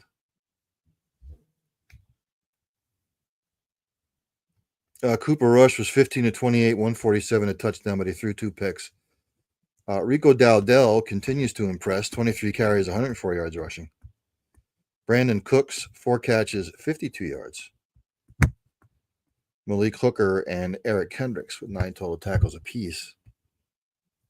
For the Eagles, Kenny Pickett got hurt. He was effective, 10 of 15, 143, a touchdown, no picks. Tanner McKee, yes, the highly touted Tanner McKee comes in. He was 3 of 4 for 54 yards, 2 touchdowns, no picks. Saquon Barkley, 31 carries, 167 yards. He tops 2,000 yards for the year. Devontae Smith, 6 catches, 122 touchdowns. Oren Burks, 8 total tackles. We go to the team statistics. Dallas turned it over 4 times. Eagles, none. Difference in the game, big time. And I'll put my 2 cents into the Saquon Barkley thing. A lot of people are bitching, Eagle fans, that they should play Saquon to get the record. Obviously, Eric Dickerson came out and said he doesn't want anybody to break his record. Eric Dickerson is an idiot. He's always been about Eric Dickerson. He was never about the team, even when he was at SMU. He was never about the team. He was never about the team when he was at the Rams. It's all about me, me, me, me, me. Saquon's a team player. That's the difference between the two. But look, this is sort of a double-edged sword. If you play Saquon and he were to get hurt, like seriously, to knock him out, then you know what all the Eagle fans are going to say? What the hell was he doing in there? And everybody that wants to see him break the record, they would all say, well, yeah, in retrospect, he probably shouldn't have played. But if he plays and he breaks the record, oh, thank God they played him. But God forbid he gets hurt.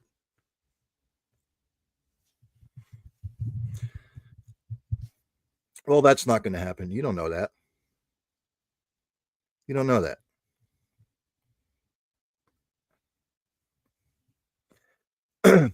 And each 2,000 rushing yard season that there's been in the NFL should be put with it. It should be in different eras. O.J. Simpson did it in 14 games.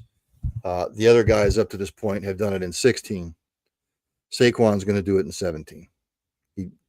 Over 2016. But if you were to play and break it, it would be in 17 games. It'd be different eras. Split it up. OJ did it in this era of 14 games. These other guys did it in the era of 16 games. This guy did it in the era of 17 games. Just like at some point, somebody's going to have a season where they obliterate the passing record. Someone will throw for 5,600 yards with the extra game.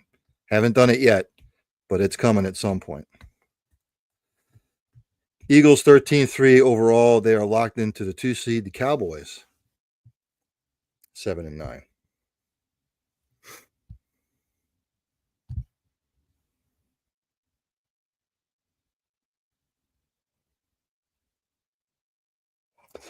Still 20-3 down there in New Orleans. As we go through the rest of the scores from the NFL from Week 17. The Buccaneers laid it to the Panthers 48-14.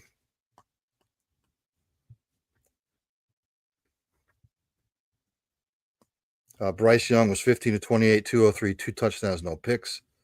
Carolina couldn't run the football worth a damn. 13 carries for 39 yards collectively. Adam Thielen, 5 catches, 110, 2 touchdowns. Chandler Wooten, 14 total tackles. For Tampa Bay, Baker Mayfield was 27-32, 359, 5 touchdowns, no picks. Bucky Irving, 20 carries, 113 yards. Mike Evans doing Mike Evans things, 8 catches, 97 yards, 2 touchdowns receiving. Zion McCollum, 6 total tackles.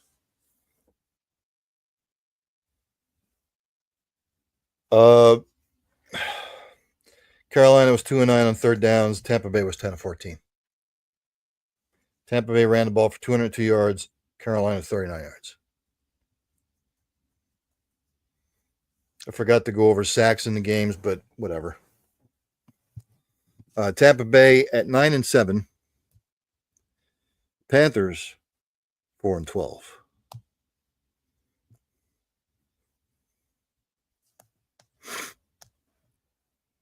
In the battle of who gives a shit, the Jaguars beat the Titans 20-13.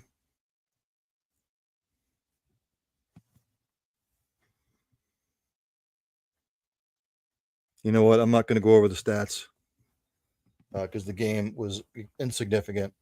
Jags are 4-12. The Titans are 3-13.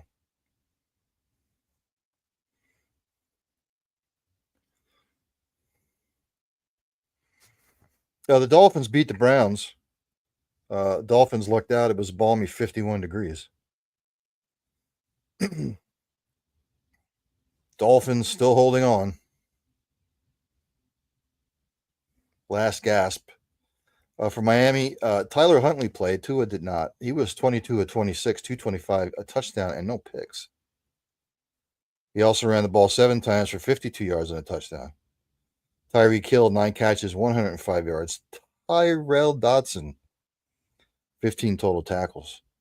For the Browns, DTR was 24 of 47, 170 yards, no touchdowns, no picks. Deontay Foreman, 13 carries for 49 yards. Jerry Jeudy, 12 catches for 94 yards. Grant Delpit, 9 total tackles.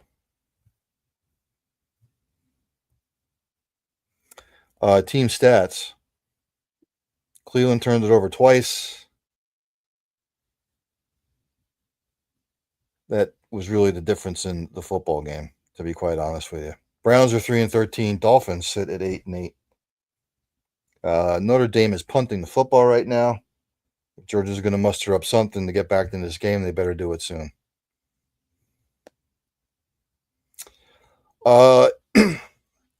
What I thought would be one of the best games of the day, the Vikings beat the Packers 27-25.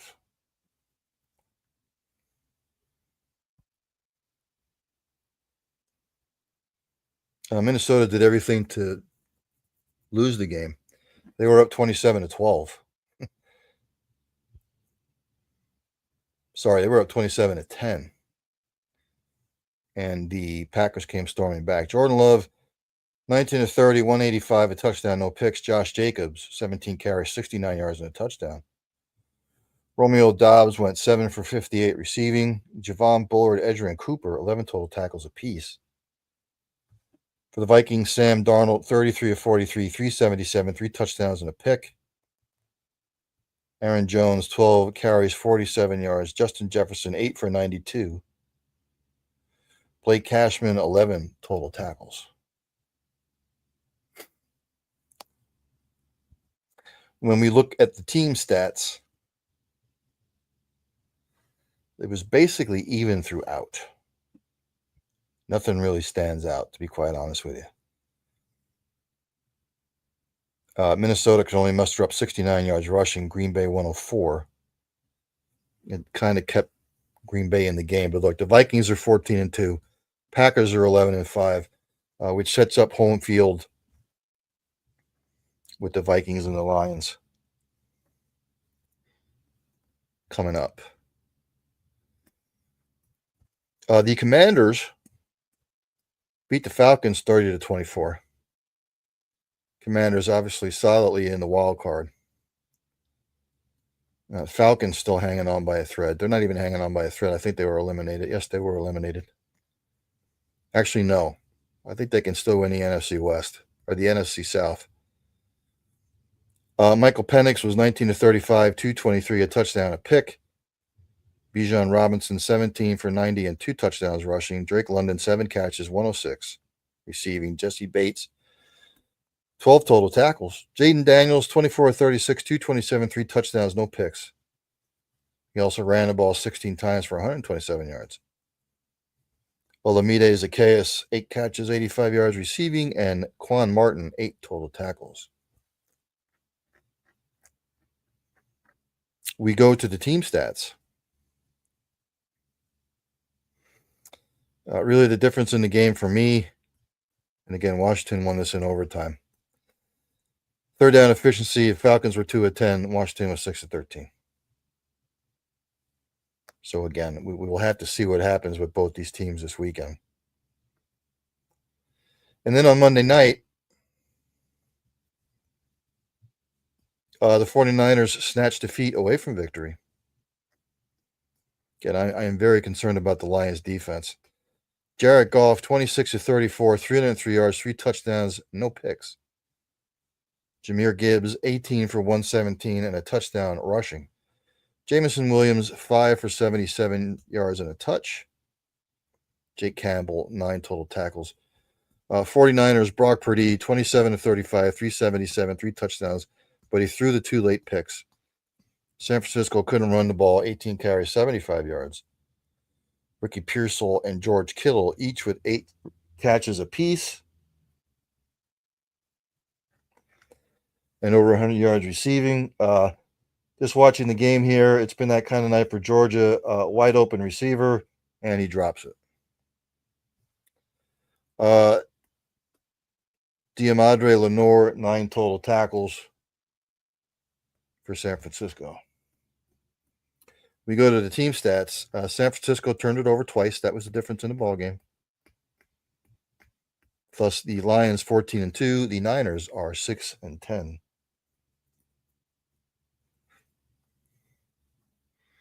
So let us preview Week 18, shall we?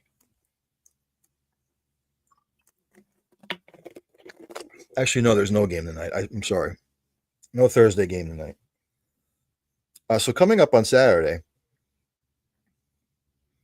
the Browns at 4:30 p.m. on ESPN and ABC, ESPN Plus. The Browns travel to take on the Ravens. The Ravens can sew away the division. Baltimore's favored by 20.5. That's right. I said 20.5.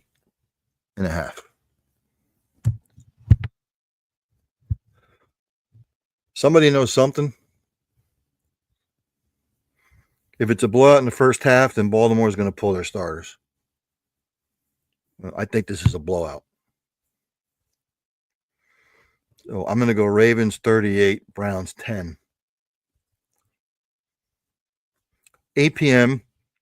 on ESPN, ABC, and ESPN Plus. Your 8-8 Bengals travel on to take on the 10-6 Steelers at home.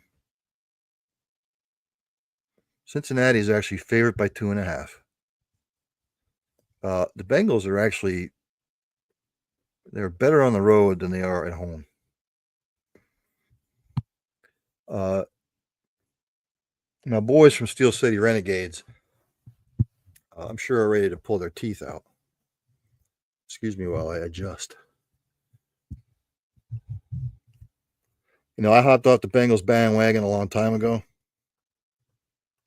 Again, they need to win, and they need the Broncos and the Dolphins to lose.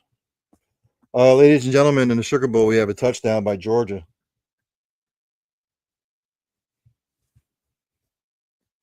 It is now 20-9, extra point pending. They needed that. Nice pass.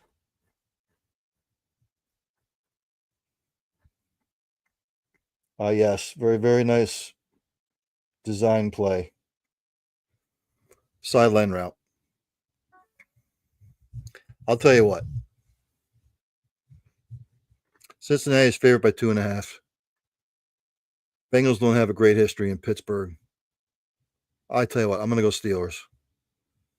Steelers 27, Bengals 24. Yes, it is 20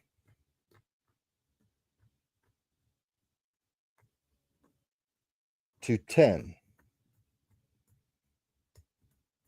Notre Dame still on top.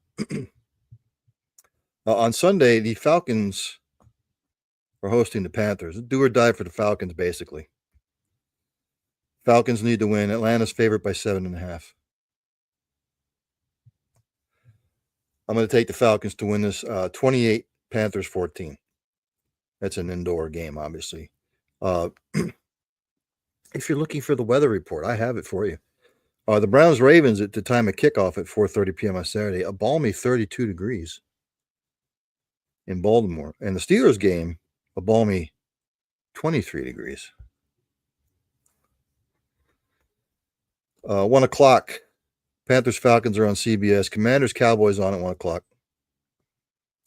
The Cowboys are getting ready to go on vacation.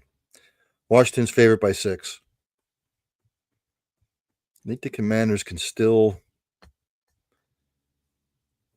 possibly get the 6th seed if they win and Green Bay loses.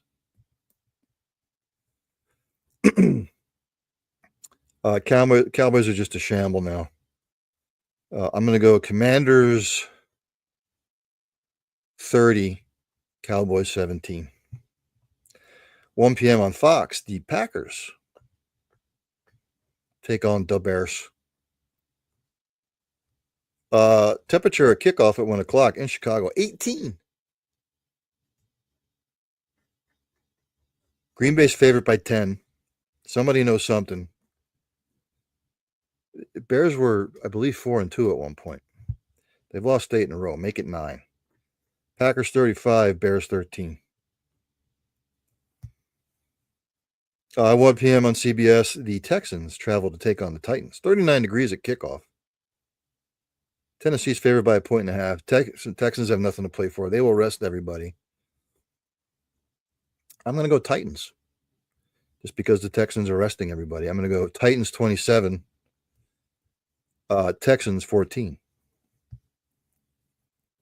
1 p.m. on Fox, the Colts, who have been eliminated, take on the Jags at 1 o'clock on Fox. Like I said, Indy's favored by 4. Indy should win the game. I'm going to go the Colts 26, Jaguars 17. 1 p.m. out there in Gillette Stadium in Foxborough, 33 degrees at kickoff. The Bills take on the Patriots. Bills look like they haven't said anything about playing their starters or not. I don't think they should. We'll see. Buffalo favored by 2.5. Again, Bills have nothing to play for. They can't improve anything. I'm going to go Patriots 27, Bills 24. 1 p.m., the Giants travel into Philly to take on the Eagles. Philly's favored by 3. Kickoff temperature will be 35 degrees. Philly's sitting everybody. Just for shits and giggles, I'm going to take the Giants to win 24-20. The Buccaneers can wrap up the division with a win. 69 degrees at kickoff, 1 o'clock on Fox. Saints travel to take on those Buccaneers. Buccaneers are favored by 13.5. I don't see any way the Buccaneers lose this. Buccaneers 30, Saints 14. 4:25 p.m. on CBS. They're in Denver, 37 degrees at kickoff. The Chiefs travel to take on the Broncos. The Broncos win, they're in. Denver's favored by 10.5. Chiefs are going to not play anybody. Broncos should win this game with the Chiefs resting their starters. I'm going to go Broncos 27, Chiefs 17. At 4:25 p.m. on CBS, the Chargers travel to take on the Raiders. Chargers are favored by 4. Right now, I believe the Chargers maybe could get a 5 seed. They are going to play everybody. I don't see them losing to the Raiders. I'm going to go Chargers 31, Raiders 17. 4:25 p.m. on Fox, the Seahawks travel to take on the Rams. Seahawks cannot make the playoffs. The Rams basically have it sewn up, I believe. Seahawks favorite by 6.5. The Rams are sitting everybody. Seahawks 27, Rams 20. And in the game, the Dolphins must have, if they will probably know by 4:25 if they've made the playoffs or not, or if they've been eliminated. Miami's favorite by a point. AccuWeather, 35 degrees at kickoff. You know how Miami plays. Notre Dame driving, ladies and gentlemen. Notre Dame seems to be driving. Still 20-10. Georgia. Back to the Dolphins, Jets. The temperature will keep dipping. If the Dolphins have nothing to play for, I'm going to go Jets just for the sake of picking the Jets. Jets 23, Dolphins 20. 4:25 p.m. The 49ers take on the Cardinals. Arizona's favorite by 4.5. 49ers nothing to play for. Cardinals 27, 49ers 23. And the big one, Sunday night, which I don't know why they have this on Sunday night. Vikings take on the Lions. Detroit's favorite by 3. I've been flip-flopping back and forth on this game all week long. One day I'm on the Lions, the next day I'm on the Vikes. This is going to be a pitcher's duel. Vikings pass defense is horrendous. And so are the Lions. The Lions pass defense sucks too. Detroit's favorite by 3. Oh, by the way, if you want to go to the game, tickets are as low as $349. If you want to go to the Dolphins-Jets game, $23.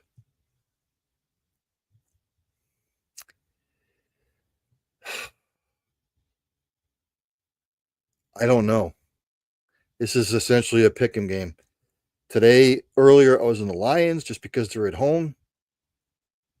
But with all that being said, I'm going to flip yet again. I trust the Vikings defense more than I do the Lions. Vikings 27, Lions 24. Which brings us to the playoff picture. If the season ended today, the Chiefs have the 1 seed, the Bills have the 2. Right now, the Ravens have the 3. The Texans are locked into the 4. Steelers have the 5. The Chargers have the 6. The Broncos have the 7th. Dolphins, Bengals right now are sitting in 8th, 9th.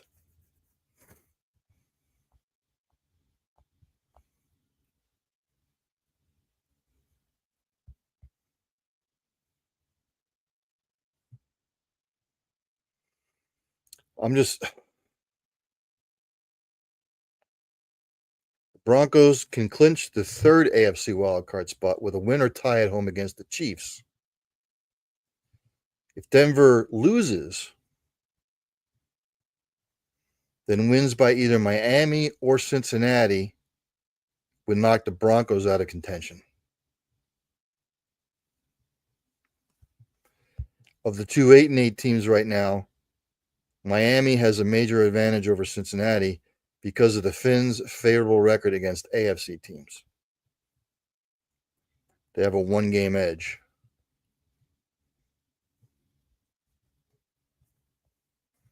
The Ravens can secure the 3 seed in the AFC North title by beating the Browns on Saturday. If they lose,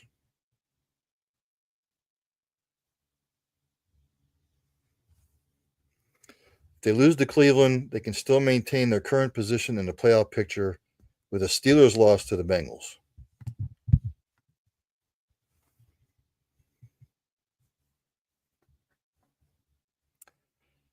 Just reading. I'm just giving you the scenarios here. Again, the Bills and Texans are locked into the 2 and 4.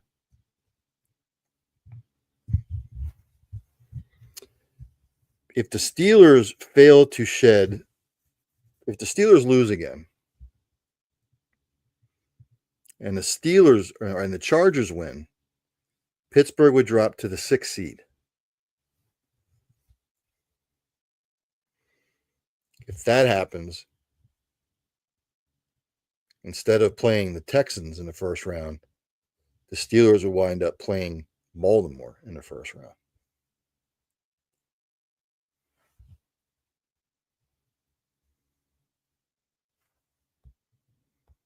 Let's go to the NFC.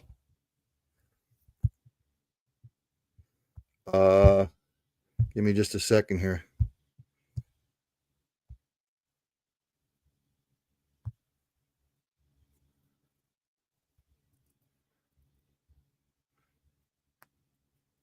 Notre Dame is 4th and 1 at the 50. We got 6:06 left in the third quarter. Have to see what they do. Right now, the Lions are the 1 seed, the Eagles are the 2 seed, the Rams are the 3, the Bucks are the 4th. Vikes are the 5th seed, the Commanders are the 6th seed, and the Packers are the 7th seed. The Falcons are the 9th seed, but they can still win the division.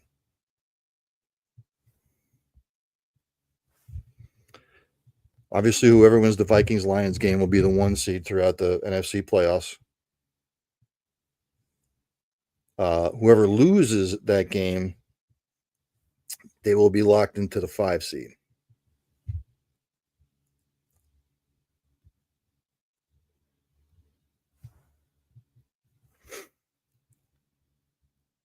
The Eagles are obviously locked into the 2. They'll host either the Packers or the Commanders.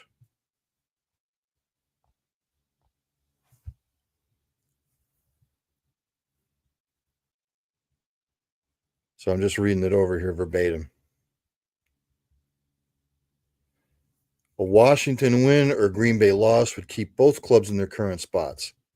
However, if the Commanders lose and the Packers win,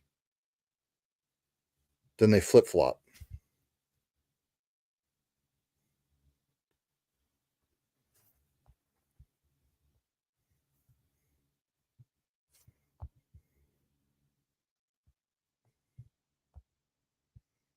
I'm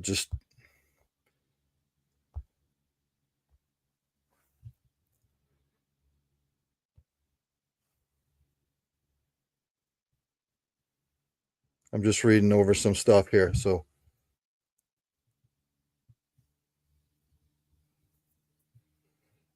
if the Buccaneers lose and the Falcons win, then I believe the Falcons win the South. So that's basically the playoff scenario. So there you have it when it comes to the NFL. Again, still looking at the Sugar Bowl. It's 20-10.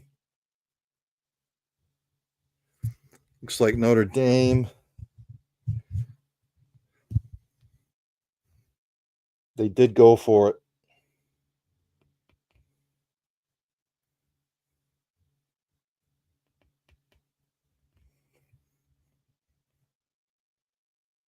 Oh no, Georgia has the ball now.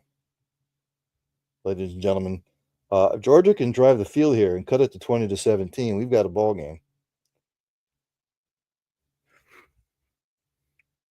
So there you have the NFL playoff picture. I'm going to take one more break. I'm going to start going over around the world in sports. The golf season, ladies and gentlemen, the Hawaii Swing has kicked off today. We're only 3 months away from the Masters. I'm still keeping an eye on the Sugar Bowl. I'm going to take another break, and then I will be right back.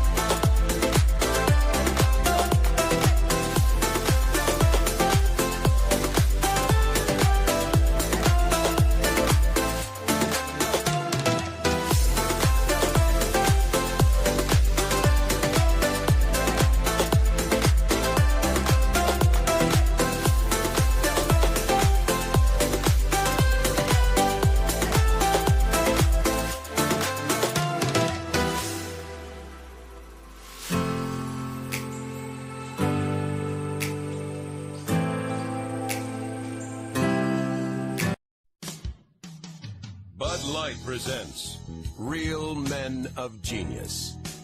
Real men of genius. Today we salute you, Mr. Pro Sports Heckler Guy. Mr. Pro Sports Heckler Guy. They say those who can't play, coach.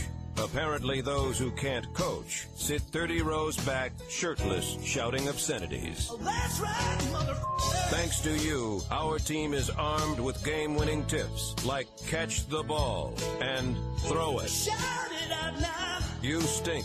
That sucks. What a bunch of losers. Not just catcalls, but subtle psychological ploys to prod your team to victory. Reverse psychology. So here's to you, old sultan of shouting, because while there may be no I in team, thanks to you, there's always an F and a U. Bud Light Beer, Anheuser-Busch, St. Louis, Missouri. Bud Light presents Real Men of Genius.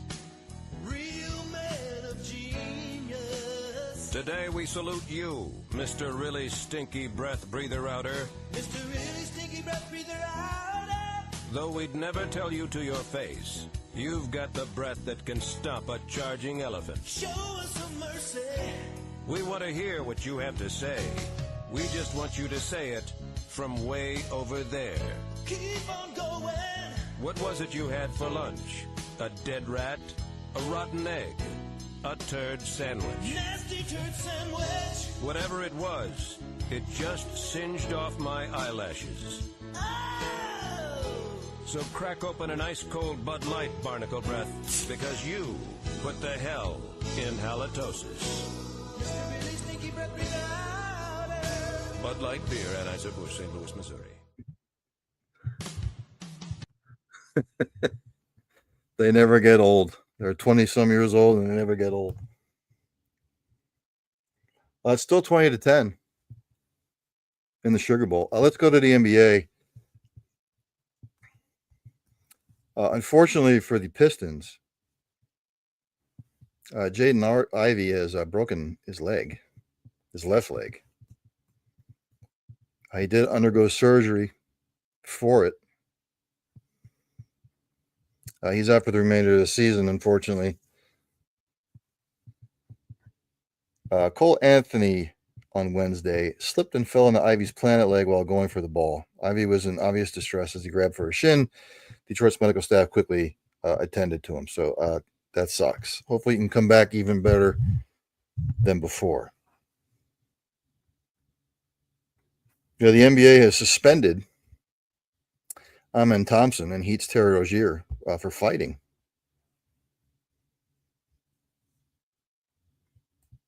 They suspended Amen Thompson 2 games, Terry Rozier 1.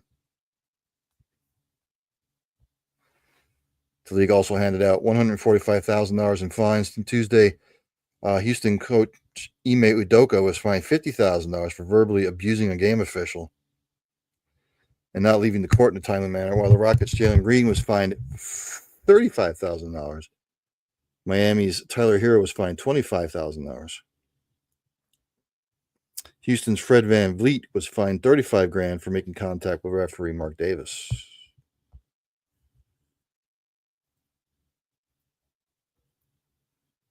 So there you have boys being boys.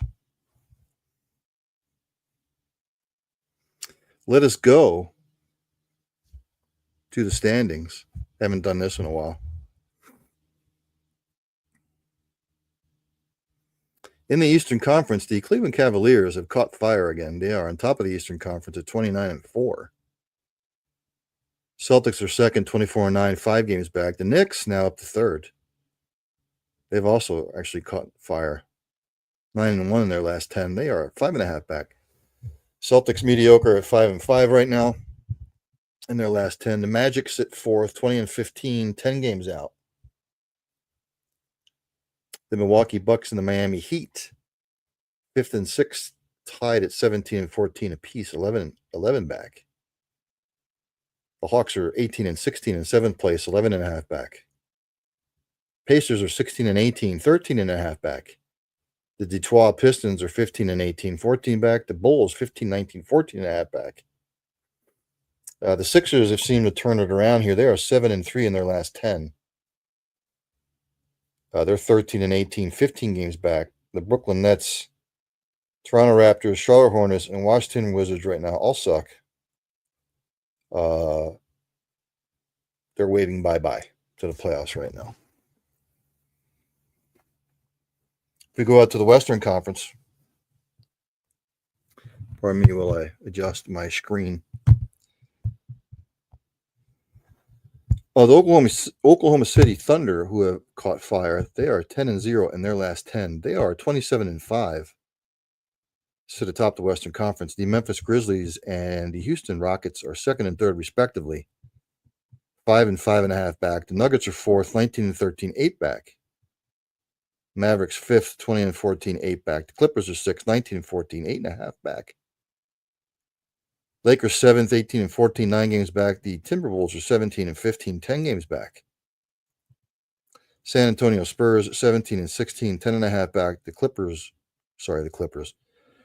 The Warriors are 16-16. They are 11 games back. The Suns, the Kings, the Blazers, the Jazz, and especially the Pelicans, who are 0-10 in their last 10, kissing the playoffs goodbye. All this is subject to change. But right now in the East, the cream of the crop seem to be the Cavs, the Celtics, and the Knicks. And out west right now, it's the Thunder, the Grizz, and the Rockets. Still keeping an eye on the Sugar Bowl for y'all. It is 20-10. Notre Dame is 1st and 10 at the Georgia 32. Getting late in the third. Georgia needs to muster up something else. And actually, it's the end of the third quarter. They are going to the fourth. Notre Dame 20, Georgia 10. Let's jump to the NHL. Again, hopefully at 7 o'clock or a little bit after 7. Lou DiPietro hopefully will be on. I haven't heard anything otherwise from LD. Just double checking here.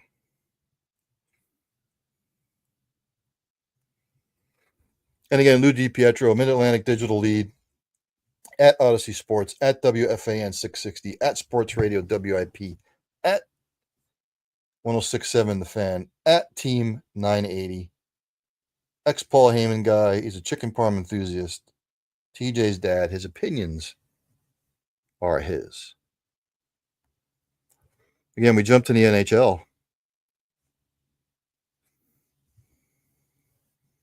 Some news and notes from around the NHL. Jared Spurgeon of the Minnesota Wild will be out 2 to 3 weeks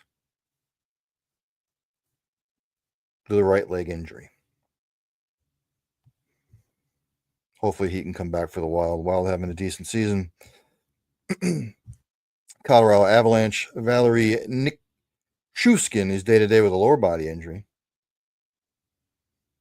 Looks like he'll be out 7 to 10 days. Hopefully he can get back into it.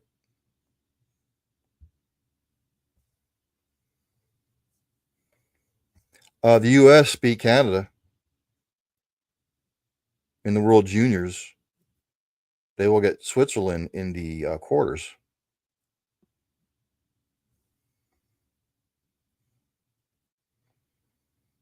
So good for them.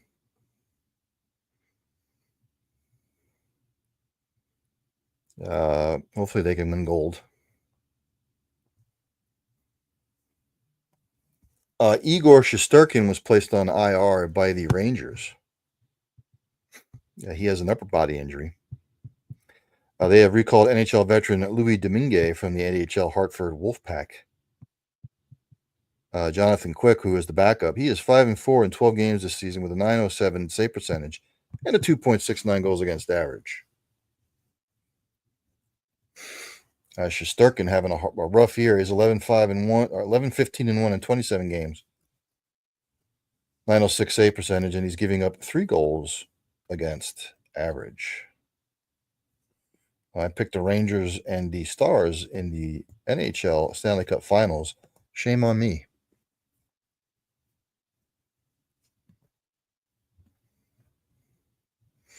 Let's go to the standings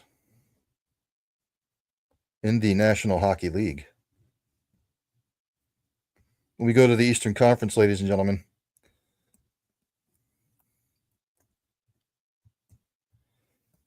The Toronto Maple Leafs sit atop the Atlantic. They are 23-13-2, and the Panthers have tied them. They are also 23-13-2, each with 48 points apiece. Bruins are third, 20-15-4 at 44 points. Lightning are fourth. They are 20-12-2 with 42 points. The Ottawa Senators are fifth, 19-15-2 with 40 points. The Montreal Canadiens are 17-17-3 with 37 points. The Red Wings are seventh, 15-18-4, 34 points, and the Buffalo Sabres 14-20-4 with 32 points. In the Metropolitan, the Washington Capitals sit on top at 25-10-2, 52 points. The Devils are second, 24-14-3 with 51 points. Carolina Hurricanes are 22-13-2. They are sitting in third with 46 points. Penguins 17-17-5 with 39 points in fourth.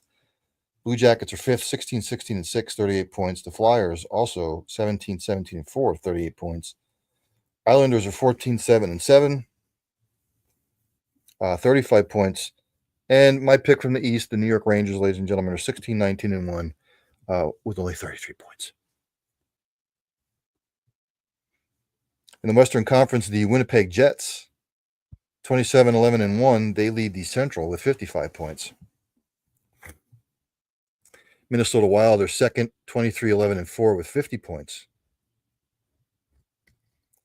The Colorado Avalanche are third, 23-15-0 with 46 points. Dallas Stars are fourth, 22-13-1, 45 points.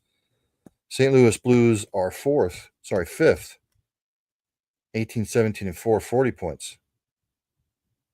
Utah Hockey Club is sixth, 16-15-6, 38 points. The Preds seventh, 11-27, 11-20-7, 29 points. And my lowly Chicago Blackhawks, what the has happened to them? Once proud organization has just become a lump of shit. They are 12-24-2 with 26 points. Again, the worst team in the NHL 2 years running. In the Pacific, the Vegas Golden Knights are 25-9-3 with 53 points. The Kings sit second, 22-10-5 with 49 points. The Edmonton Oilers, 22-12-3, 47 points. Ladies and gentlemen, we have a field goal by the Notre Dames. They lead Georgia early in the fourth, 23-10, I believe. Am I reading that right? Give me just a second. I need to double check. Breaking news. That's right. Breaking news, ladies and gentlemen.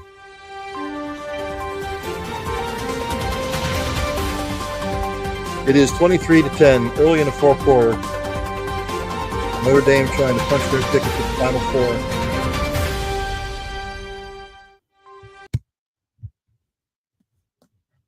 Where they would face Penn State. What a dream matchup for the East Coast. Two bitter rivals from back in the day. If Notre Dame can see this to the finish line. Like I said, Calgary Flames for our English-speaking friends, 18-12-7, 43 points, in fourth in the Pacific. Canucks fifth, 17-11-8, 42 points. The Kraken sixth, 17-19-2, 36 points. The Anaheim Ducks 15-17-4, 34 points. The Sharks 11-23-6 in last place.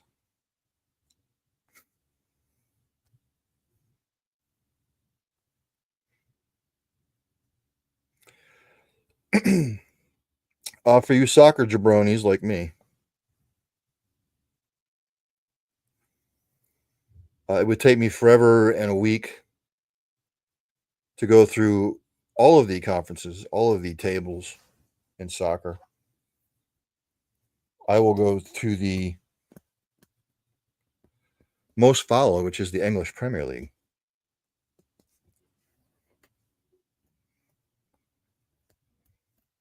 We go to last week.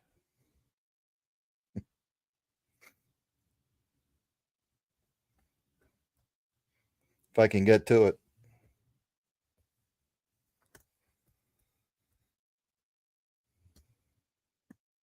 Last week on Boxing Day, Man City and Everton played to a 1-1 draw. Bournemouth and Crystal Palace 0-0 draw. Fulham beat Chelsea 2-1 in a shocker. Newcastle United over Villa 3-0. Nottingham Forest over Tottenham 1-0. West Ham over Southampton 1-0. Wolverhampton, big win for them, 2-0 against Man United. And Liverpool beat Leicester 3-1. That was last Thursday. Then on Friday, Brighton and Brentford played to a 0-0 draw. Arsenal beat Ipswich 1-0. Then over the weekend, there were no games on Saturday. On Sunday, Man City beat Leicester 2-0. Crystal Palace beat Southampton 2-1. Nottingham Forest beat Everton 2-0. Fulham beat Bournemouth 2-2. Tottenham and Wolverhampton 2-2 draw. Liverpool put the holy hell beating on West Ham 5-0. Then on Monday, Villa and Brighton 2-2 draw. Ipswich beat Chelsea 2-0. Embarrassing for Chelsea. Newcastle beat Manchester United 2-0.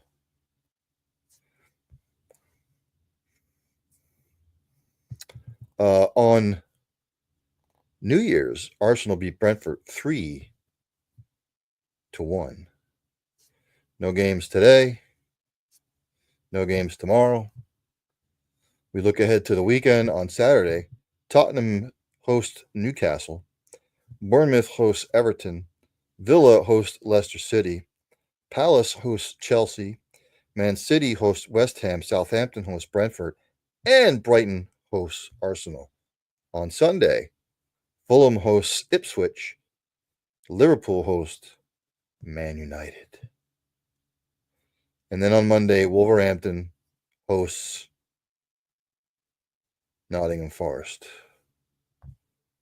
So let's go to the table as we head into this particular weekend. Liverpool on top with 45 points. Arsenal sits second in the table with 39 points. Ladies and gentlemen, Nottingham Forest is sitting third with 37 points. Could they be the Leicester of this year's English Premier League table? Leicester in 2000, I think it was 15-16 or 16-17 they won. Chelsea sits fourth with 35 points. Newcastle fifth with 32 points. Man City sixth with 31 points. Bournemouth seventh with 30 points. Fulham and Villa are both with 29 points. Brighton is 10th at 27 points. If the season ended today, Ipswich, Leicester, and Southampton would all be relegated. Wolverhampton has now seemed to turn it around a little bit. They are out of the relegation zone.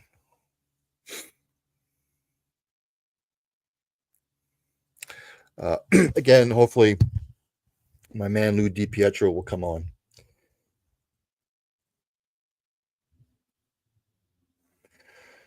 Still keeping an eye on it with Georgia and Notre Dame. We've got a little less than 11 minutes left in the fourth. Georgia just went for a long pass play. A flag was thrown. Looks like this will be on Notre Dame, and it is. So all is not lost on Georgia yet, but they are going to have to score here. Looks like they've abandoned the running game, and yeah, that would be pass interference.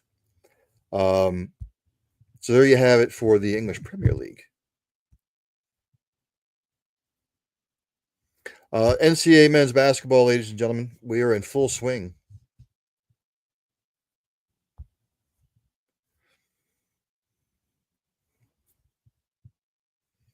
There is top 25 action tonight. Right now, number 21 Memphis is taking on Florida Atlantic. It's 2-0. Later on, number 20 Purdue will be taking on Minnesota. That is in Minneapolis. Number 19 Gonzaga hosts Portland, and at number 9 Oregon will be hosting number 22 Illinois.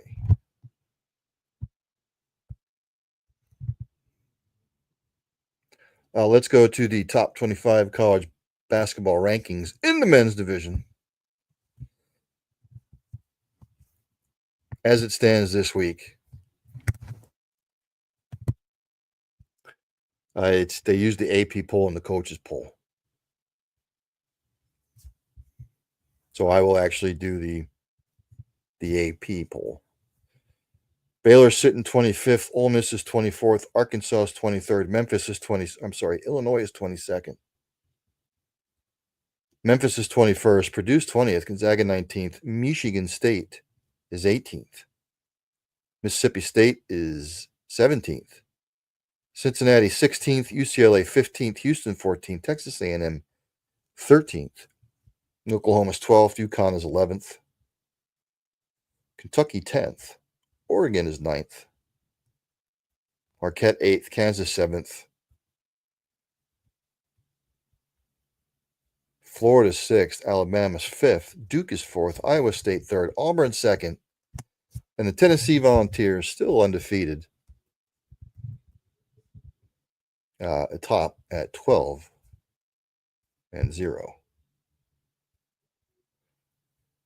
And just think about it, we are 2.5 months away from March Madness already. It goes fast, ladies and gentlemen. We have to give the women some love.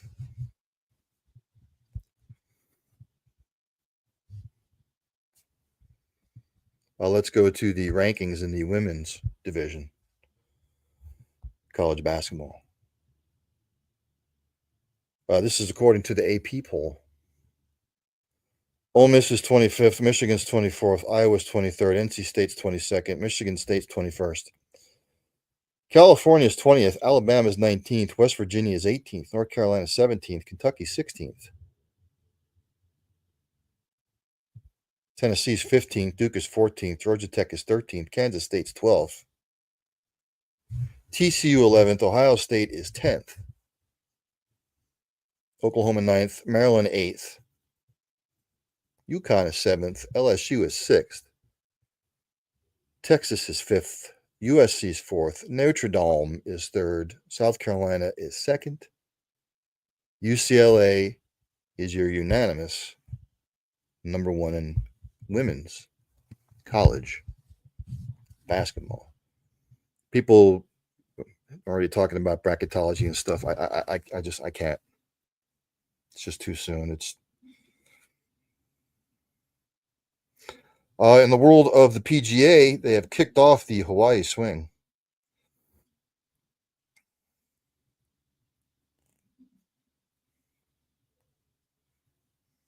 If we go to the scoreboard,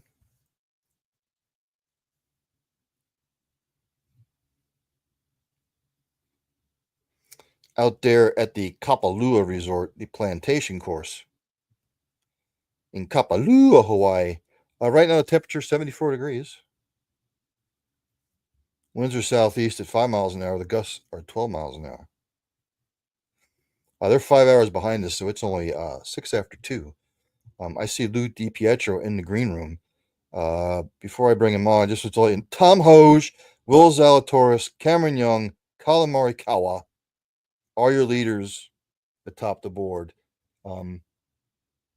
Still keeping an eye on the Sugar Bowl. But without further ado, let's bring him on. Lou DiPietro, are you watching the Sugar Bowl? You bet, and I'm jealous about the temperature in Kapalua, Hawaii, because it is not that warm here. So yeah. No, It's the opposite of 74, and it's even less than 47. Put it to you that way. As you say, let me see what my phone says is the current temperature outside my house right now. 37. 33. There 33 you go. feels like 19. So yeah, good luck with that. If anybody wants to know, it is still 23-10 down there in the Sugar Bowl. I picked Notre Dame to win just because Carson Beck wasn't playing. So, Lou, first of all, how are you? How was your holiday? I'm doing great, man. My holiday was really good. My kid got a lot of Legos that he's been putting together and is loving. So, we're living in a house filled with Legos, but yeah, everything is great. I hope yours was as well, brother. It was. And I forgot to mention again, Lou DiPietro is the Mid-Atlantic digital lead at Odyssey Sports, at WFAN 660, at Sports Radio WIP, at 106.7 The Fan, at Team 980. He enjoys the Paul Heyman aspect of the WWE. Chicken parm enthusiast, TJ's dad. His opinions are his, obviously. So, where do we start with the New York teams? Let's start with the Jets. The Aaron Rodgers experiment went horribly wrong. He is not going to be with the Jets next year. Look,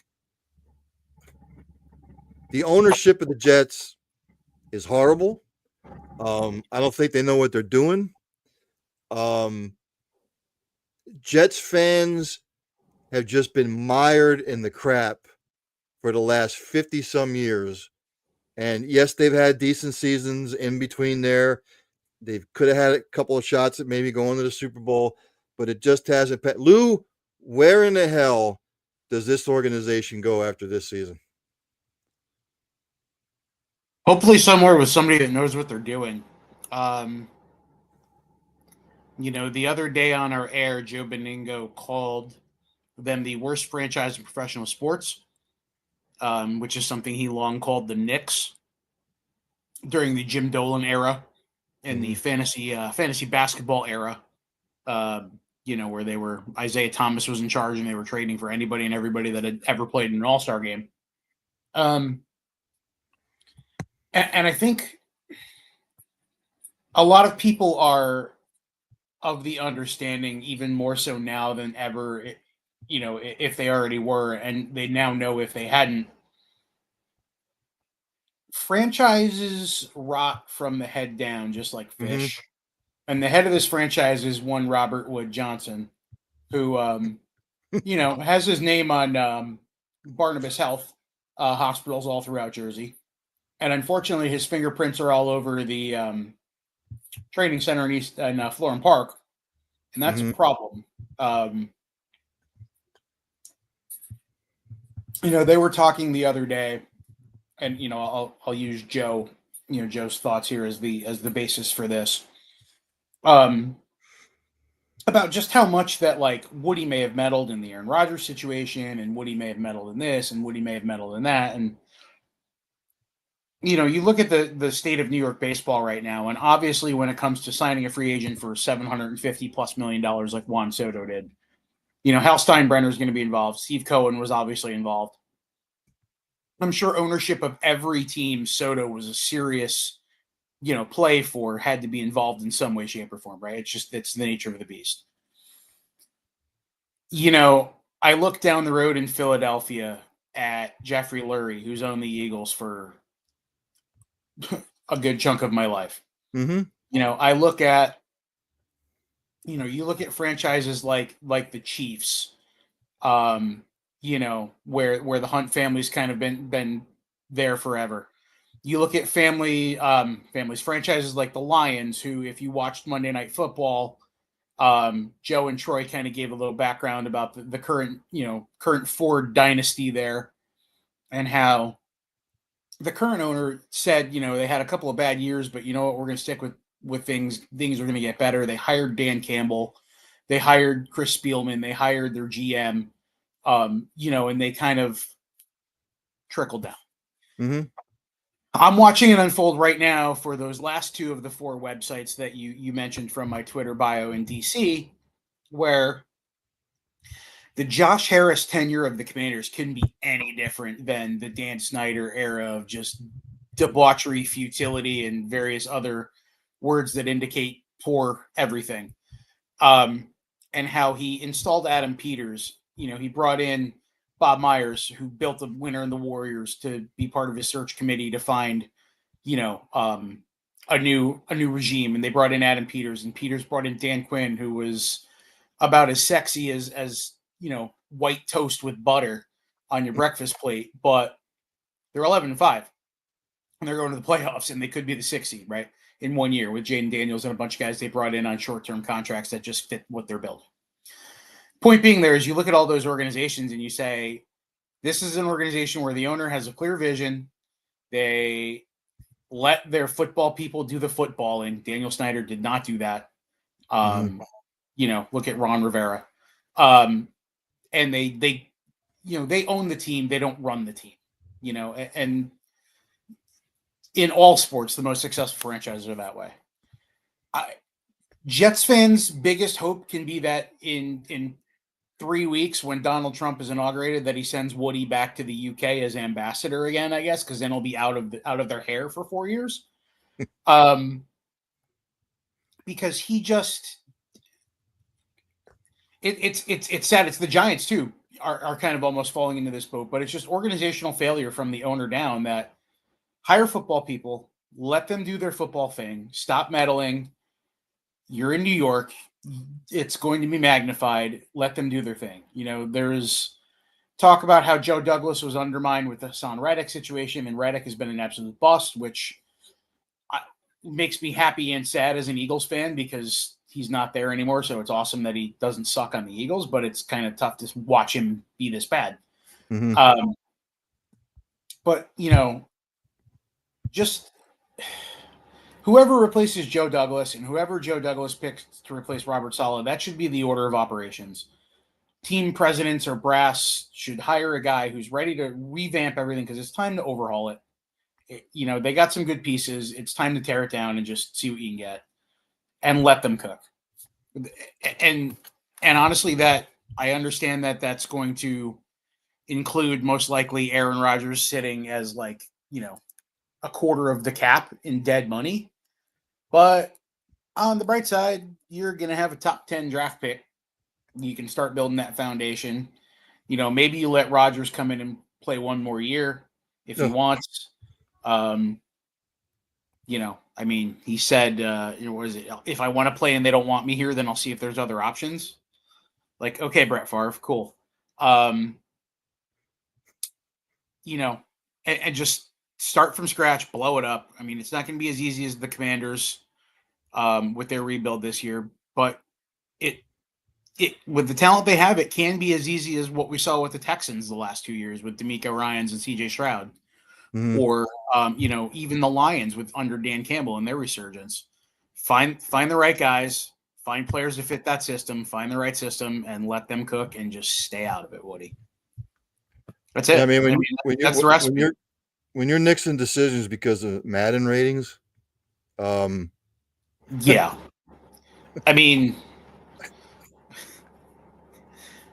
I played Madden too. I didn't win Powerball last week or Mega Million, so I don't have the money to buy an NFL franchise. But if I did, I definitely would not base my decisions off of a video game AI. That's just not how it works. Was there any serious discussions in bringing Belichick back there? Allegedly, he reached out and wanted to come back. I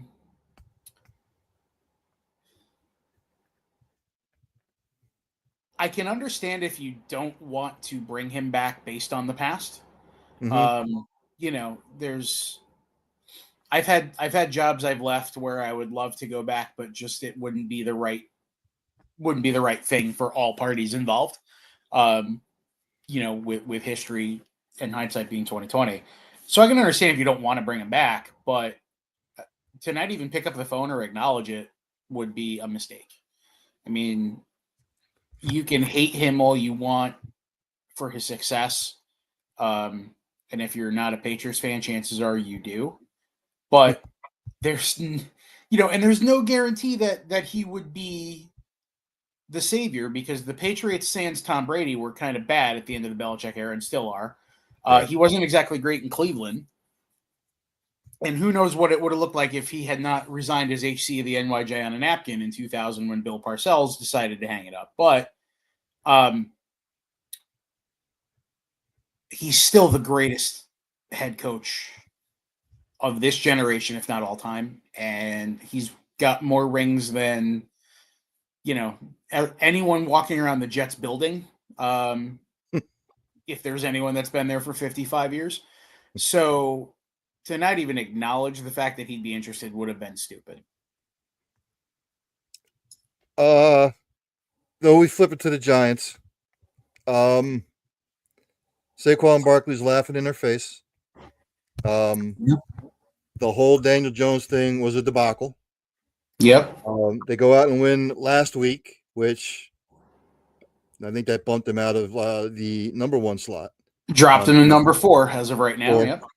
So how much onus do we put on Mara? How much onus do we put on Joe there as the general manager?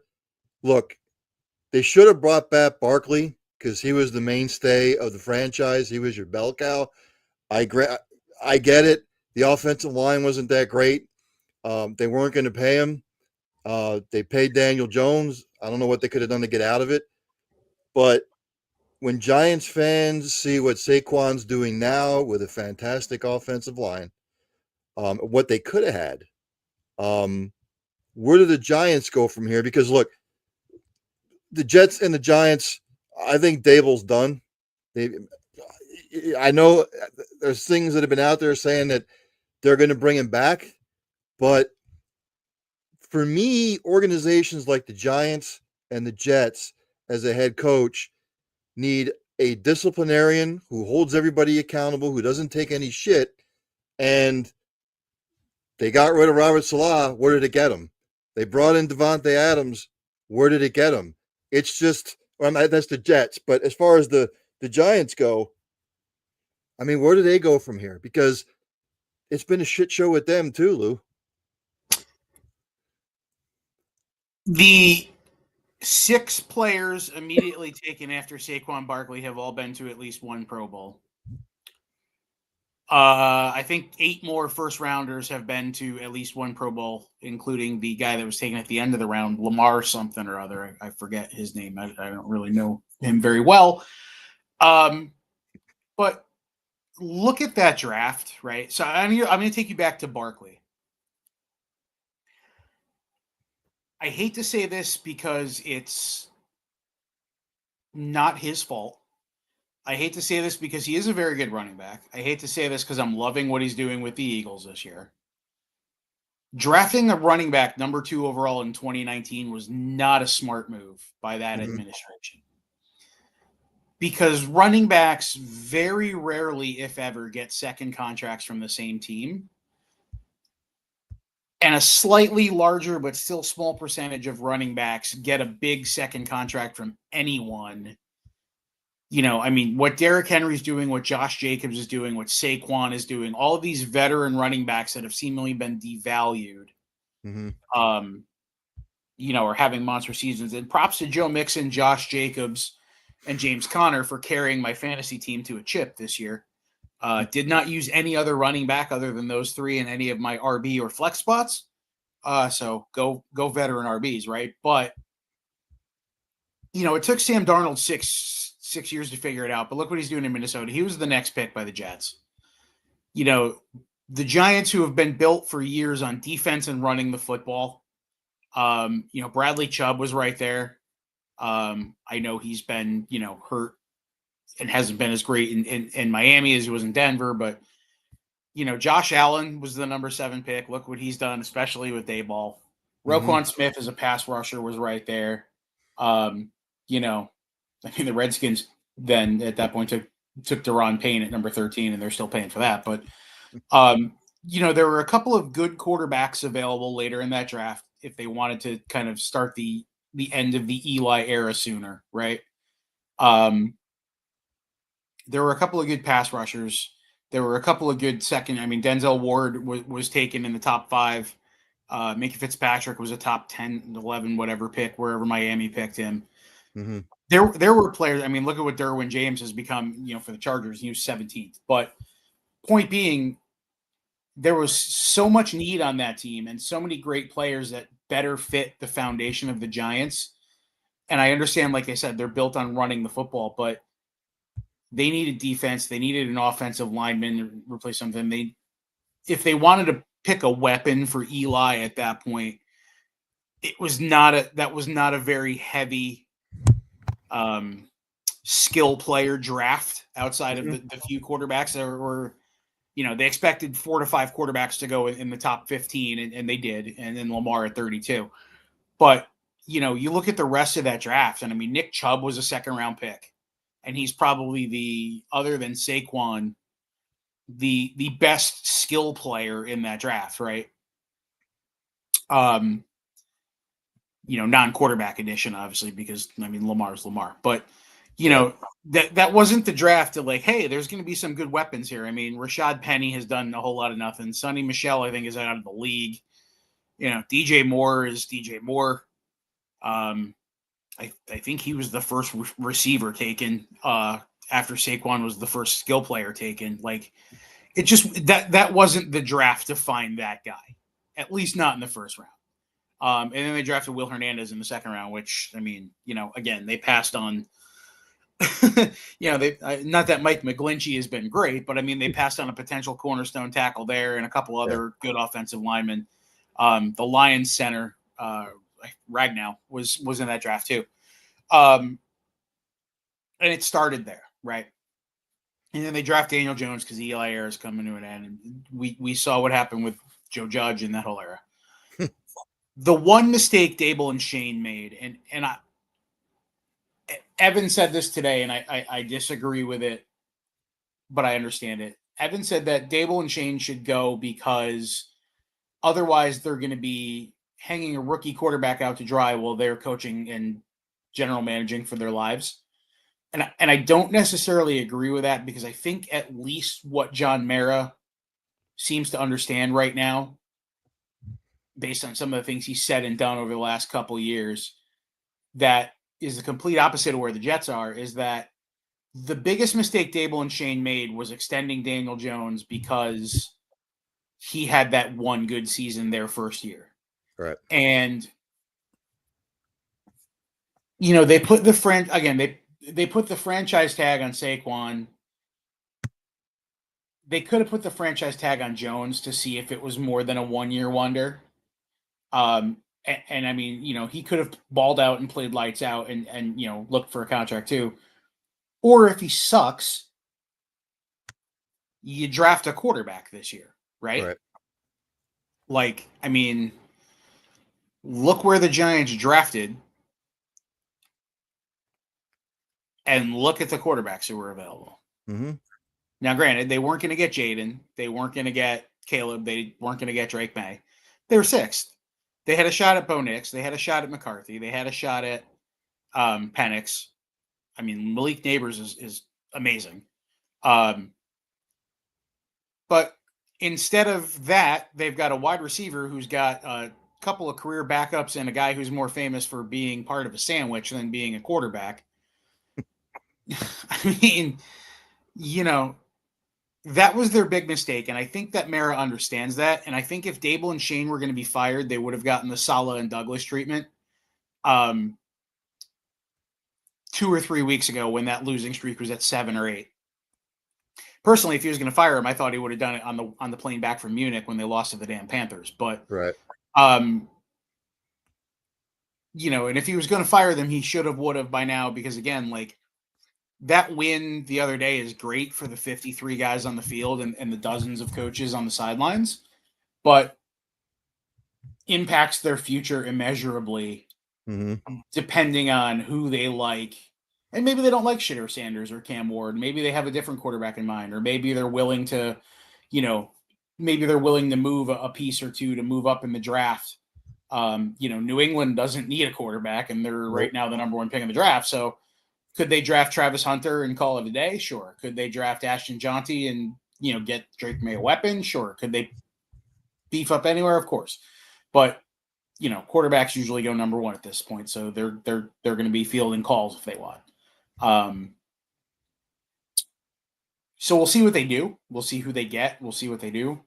I said we'll see what they do twice in three sentences there, but there's people that are saying, "Oh, bring back Sam Darnold," or "Hey, maybe they should call the Vikings about JJ McCarthy." And sure, if they liked JJ McCarthy enough to consider him, right, when they took Malik Neighbors, if Minnesota is willing to say, "Hey, we're going to sign Sam Darnold,"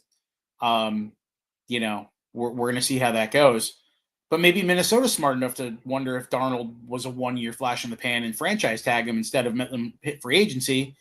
And, then developing McCarthy just in case, because he didn't really get a chance to do much this year with his knee injuries. Right. There's that. So I think we got to, if they've given him this long of a leash, if they've gone this far down the road, they got to give him at least 2 to 3 seasons to get their guy. They set themselves back with the Daniel Jones thing, but give them a couple seasons, let them get their guy, let them build. They got out of salary cap hell. Let's see where they're at, and then we can call it a day. And at least I think it seems like John Mara is going to have that patience. And I could be wrong. Monday they could both be out of a job, but right now I think that's where they're at. And it's kind of been a waste of the last 3 years, all things considered. But at least it's better than starting over. Ladies and gentlemen. It is 23-10 Notre Dame. They are going to win this game, which sets up a old rivalry, which will be Penn State against Notre Dame, two schools that used to hate each other. And it will also with Texas and Ohio State. Before I let you go, more shocking, the fact that the Knicks are sitting in third. The Nets stink. Or the fact that the Rangers and the Islanders are struggling so bad? The latter. And how about that college football playoff, huh? With the it looks like no SEC teams are going to make it into the semifinals. That's crazy. Texas. Oh, Texas in the SEC now. That's right. Huh. Yeah. I can't count that. They're still a Big 12, Big 8 team to me. Well, that said, none of the perennial powerhouses from the SEC. So that's interesting. No. Go Fighting Irish. It's the latter to me. The Knicks were good last year. They had a higher ceiling than I think they hit just because of all the injuries. So, they were walking wounded, and they still almost got to the conference, championships last year. Granted, they took the eventual NBA champions to the wire too. So, them being that high is not a surprise, especially with adding, Karl Anthony Towns to that group and Bridges and everything they've done. Maybe a surprise if they've gelled as quickly as they have, but not a surprise if they're that good. The Nets, we knew this year was going to be another meh year for them. So that's, you can't really hate on that. The Rangers going from looking like they were going to score 120 points this year to being under 500 was not something I think anybody could have anticipated. And the Islanders, you didn't think they were going to be this bad. They weren't looking like a top tier team, but the fact that they're this bad is something is going horribly wrong there. So I think it's the latter that those two. Not as bad as my Blackhawks. Well, the Blackhawks are in the middle of a tear down rebuild. I mean, yeah, they are the worst team in the NHL, which kind of sucks. But we know they're in the middle of that rebuild. I'm looking at again doing a lot for DC Sports right now, looking at the Capitals who are leading the Metro. I think they have the second or third most points in the NHL right now because the Western Conference is just nuts. But and last year they kind of new coach, new format. They snuck into the 8 seed, rah things. Hey, look at this, we could be on the upswing. And then this year, like I said, they're the best team in the Eastern Conference. That's nuts. The fact that the Islanders and the Rangers are the two worst teams in the conference is not something anyone saw coming. You know, the Islanders you figured might be 500-ish, middle of the pack, maybe a little under 500. Rangers, I mean, did they not just come off a season where they were one of the best teams in the NHL? Like, what happened? You think there's something wrong with Shesterkin that he's not letting anybody know? I think so, and I think him going on IR was probably. I can't give you the timeline, but I think it was probably later than it could have and should have been. Honestly, I mean, and maybe it's signing that gigantic contract, and then he doesn't want to be like, "Oh, I just got hurt," you know. And I mean, that's the last thing you want to do is you sign that big contract and then you get hurt. And of course, in hockey they don't really tell you anything. So it's an upper body injury. So I mean, it could be a broken rib, it could be a dislocated shoulder. Who knows? But I think he's been. I don't think he's been right for a good month or so, which obviously coincides right with when he signed that extension. So, yeah, I mean, we'll see what Jonathan Quick can do. You know, they got the Ming Dynasty backing them up, so they've got some talent there between the pipes. But something's definitely been up with Igor longer than the last week. That's for sure. Before I let you go, how big of a loss is Soto going to be to the Yanks, and or did the Mets get better? How big of a loss is Soto going to be to the Yanks? Well, he was the second best offensive player on the team last year and carried them for stretches. That said, they have Cody Bellinger, who's capable of putting up those numbers in front of or behind Judge. They added Goldschmidt, who they're hoping to have a bounce-back season. He told the media today on a conference call that I was on that, he found some adjustments to make last year when he was having a rough start and took him longer to get going, but he found some things in the second half that he thinks can carry him. And, look what Matt Carpenter did in Pinstripes and other guys like that. Sometimes these guys come in and have just a very good year. It's the bottom of the barrel for the Yankees, to be honest. First base was terrible last year. So, that said, those two guys, we'll see what we get out of Dominguez for a full year. How much are they going to miss Soto? I mean, Juan Soto is one of the top 5 players in baseball, so of course you're going to miss him. But I think they've done enough this year that they can mitigate that loss and spread around the talent a little bit. On the other side, did the Mets get better? Yeah, sure. They got a top 5 player in baseball. Who's playing first base? Who's their number 3? Their number 3 starter was the Yankees closer last year. Mm-hmm. I mean, so did they get better? Sure. They got a top 5 player in baseball. Okay, there's still 25 other guys on that roster. We'll see where Alonso goes, I guess. Mm-hmm. You put him in the outfield next to Nimmo and Marte or somebody else, out there, Tyrone Taylor. Like, sure, they got much better, but time will tell depending on what else they do, because one player is very good, but one player does not a team make. You going to bed, buddy? Good night. Well, my son is heading off to bed. So yeah, I think they got one of the best players in baseball, but they're also, still have some serious needs. So Manaya coming back, solved one of those. Hopefully Senga's healthy. But like I said, I mean, they signed the Yankees closer to be a starter. They're picking guys up off the scrap heap there. They still don't have a first baseman. We'll see what McNeil comes. So they got better. I'll just say they got better by virtue of the fact that Juan Soto would make the 27 Yankees better, let alone the 2025 Mets. For you Ranger fans, they're up 2-0 early. Ooh. In the first period. So now the college football Final Four is set. This will take place. One game will take place next Thursday. One game will take place next Friday.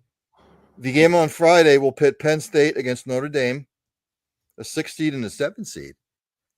And next Friday at 7:30 p.m., your number 5 seeded Texas Longhorns will take on your number 8 seeded Ohio State, which I believe is playing the best out of all 4 of these teams. And if they keep playing like they are, I believe they will probably go on to win the national title. But Lou, thanks again for coming on. It's always a pleasure. I will, let's see, we're probably 5 weeks away from pitchers reporting. Oh yeah, six-ish. Yeah, that sounds about 5 right. or 6.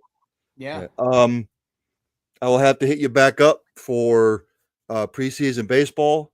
I'm sure in the next 5 to 6 weeks, we're going to know the direction that the Giants and the Jets are going to go in.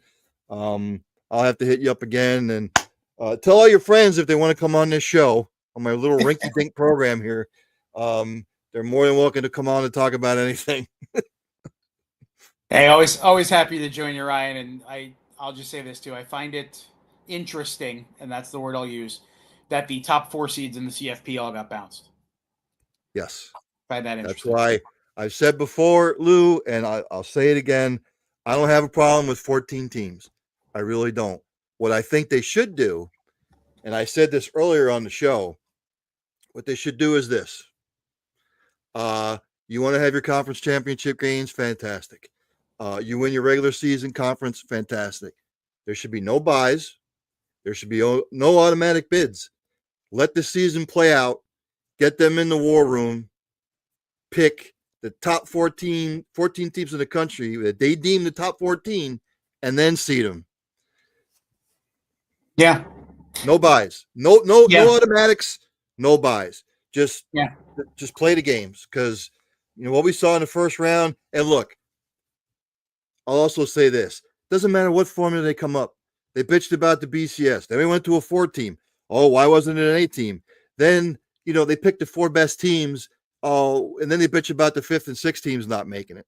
And now it's 14 teams, and now we're bitching about the 15, 16, and 17 teams right that were left out. It doesn't matter what formula they come up with.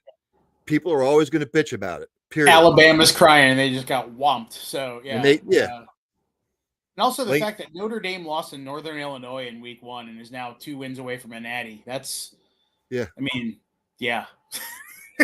So they will tweak and tweak and tweak, but I would be a big proponent of let the season play out.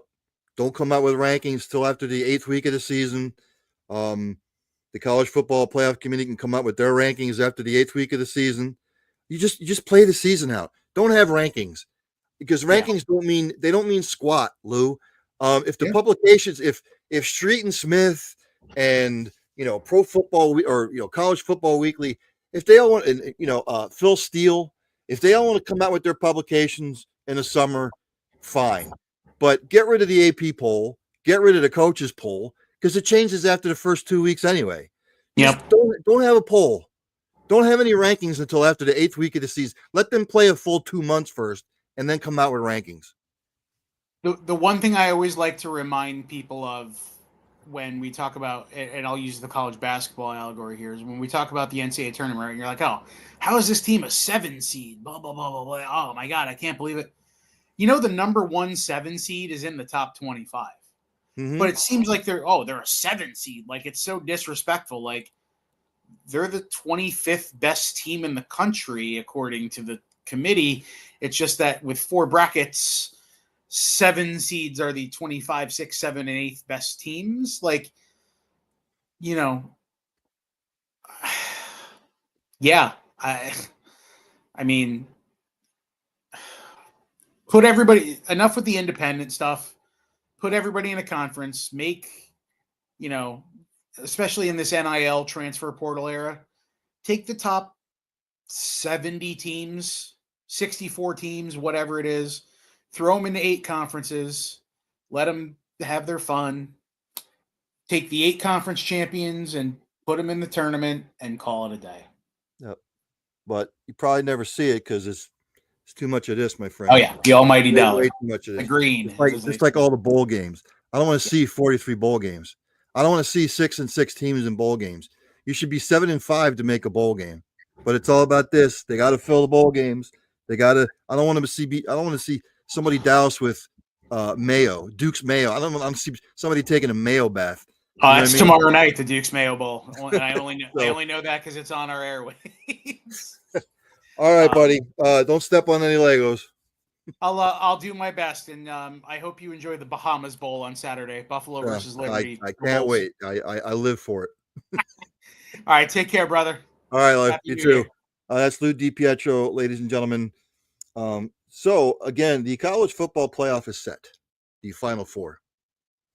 Next Thursday, it will be Penn State playing Notre Dame at 7:30 p.m. And then on Friday, January the 10th, the Texas Longhorns will be taking on the Ohio State Buckeyes.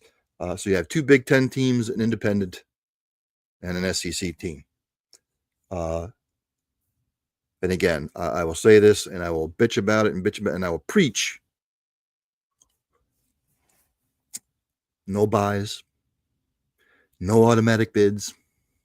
You play a full season of college football. No preseason rankings anymore. No AP, no coaches poll, because they don't mean diddly shit. You play the first 8 weeks. Then the College Football Playoff Committee can come out with their college football playoff rankings. And then you just keep going on down the line till the season's over. And again, you win your regular conference title. Congratulations. Great accomplishment. The one that still have conference championship games, you win your conference championship. Outstanding. Fantastic year. No automatic bids. Get rid of that shit. I don't even like it in the NCAA basketball tournament. I never liked it. The automatic stuff. No. Then after the season is completed, after all said and done, then the committee can pick the 14 best teams across the country as they see fit. But people are still going to bitch. Why did our team not get in? The 15, 16, 17 seed teams. Why didn't they get in? You seed them. There's no buys. The first round, you get a home playoff game. The second round, if you want to have neutral sites after the second round, fine. You go from 14 down to 8, down to 4, down to 2. In the third round, you play at neutral sites. It would work much better. I want to thanks to everybody who tunes in live, which I know there's not many of you. If you're going to watch the replay, hit the subscribe button over there on YouTube. It's greatly appreciated. And I think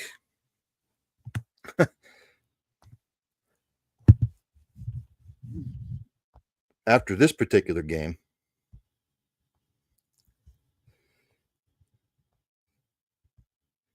and I've got to look for it here. Today's January 2nd, correct? Yeah.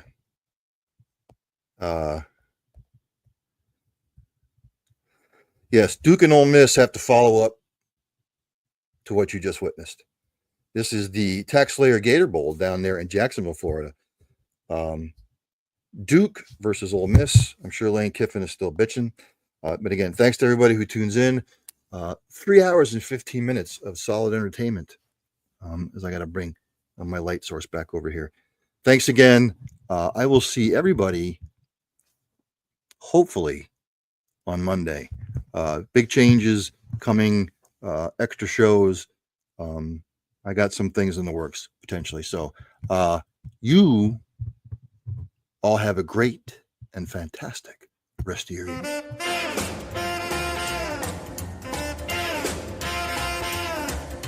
Get out in that kitchen and ride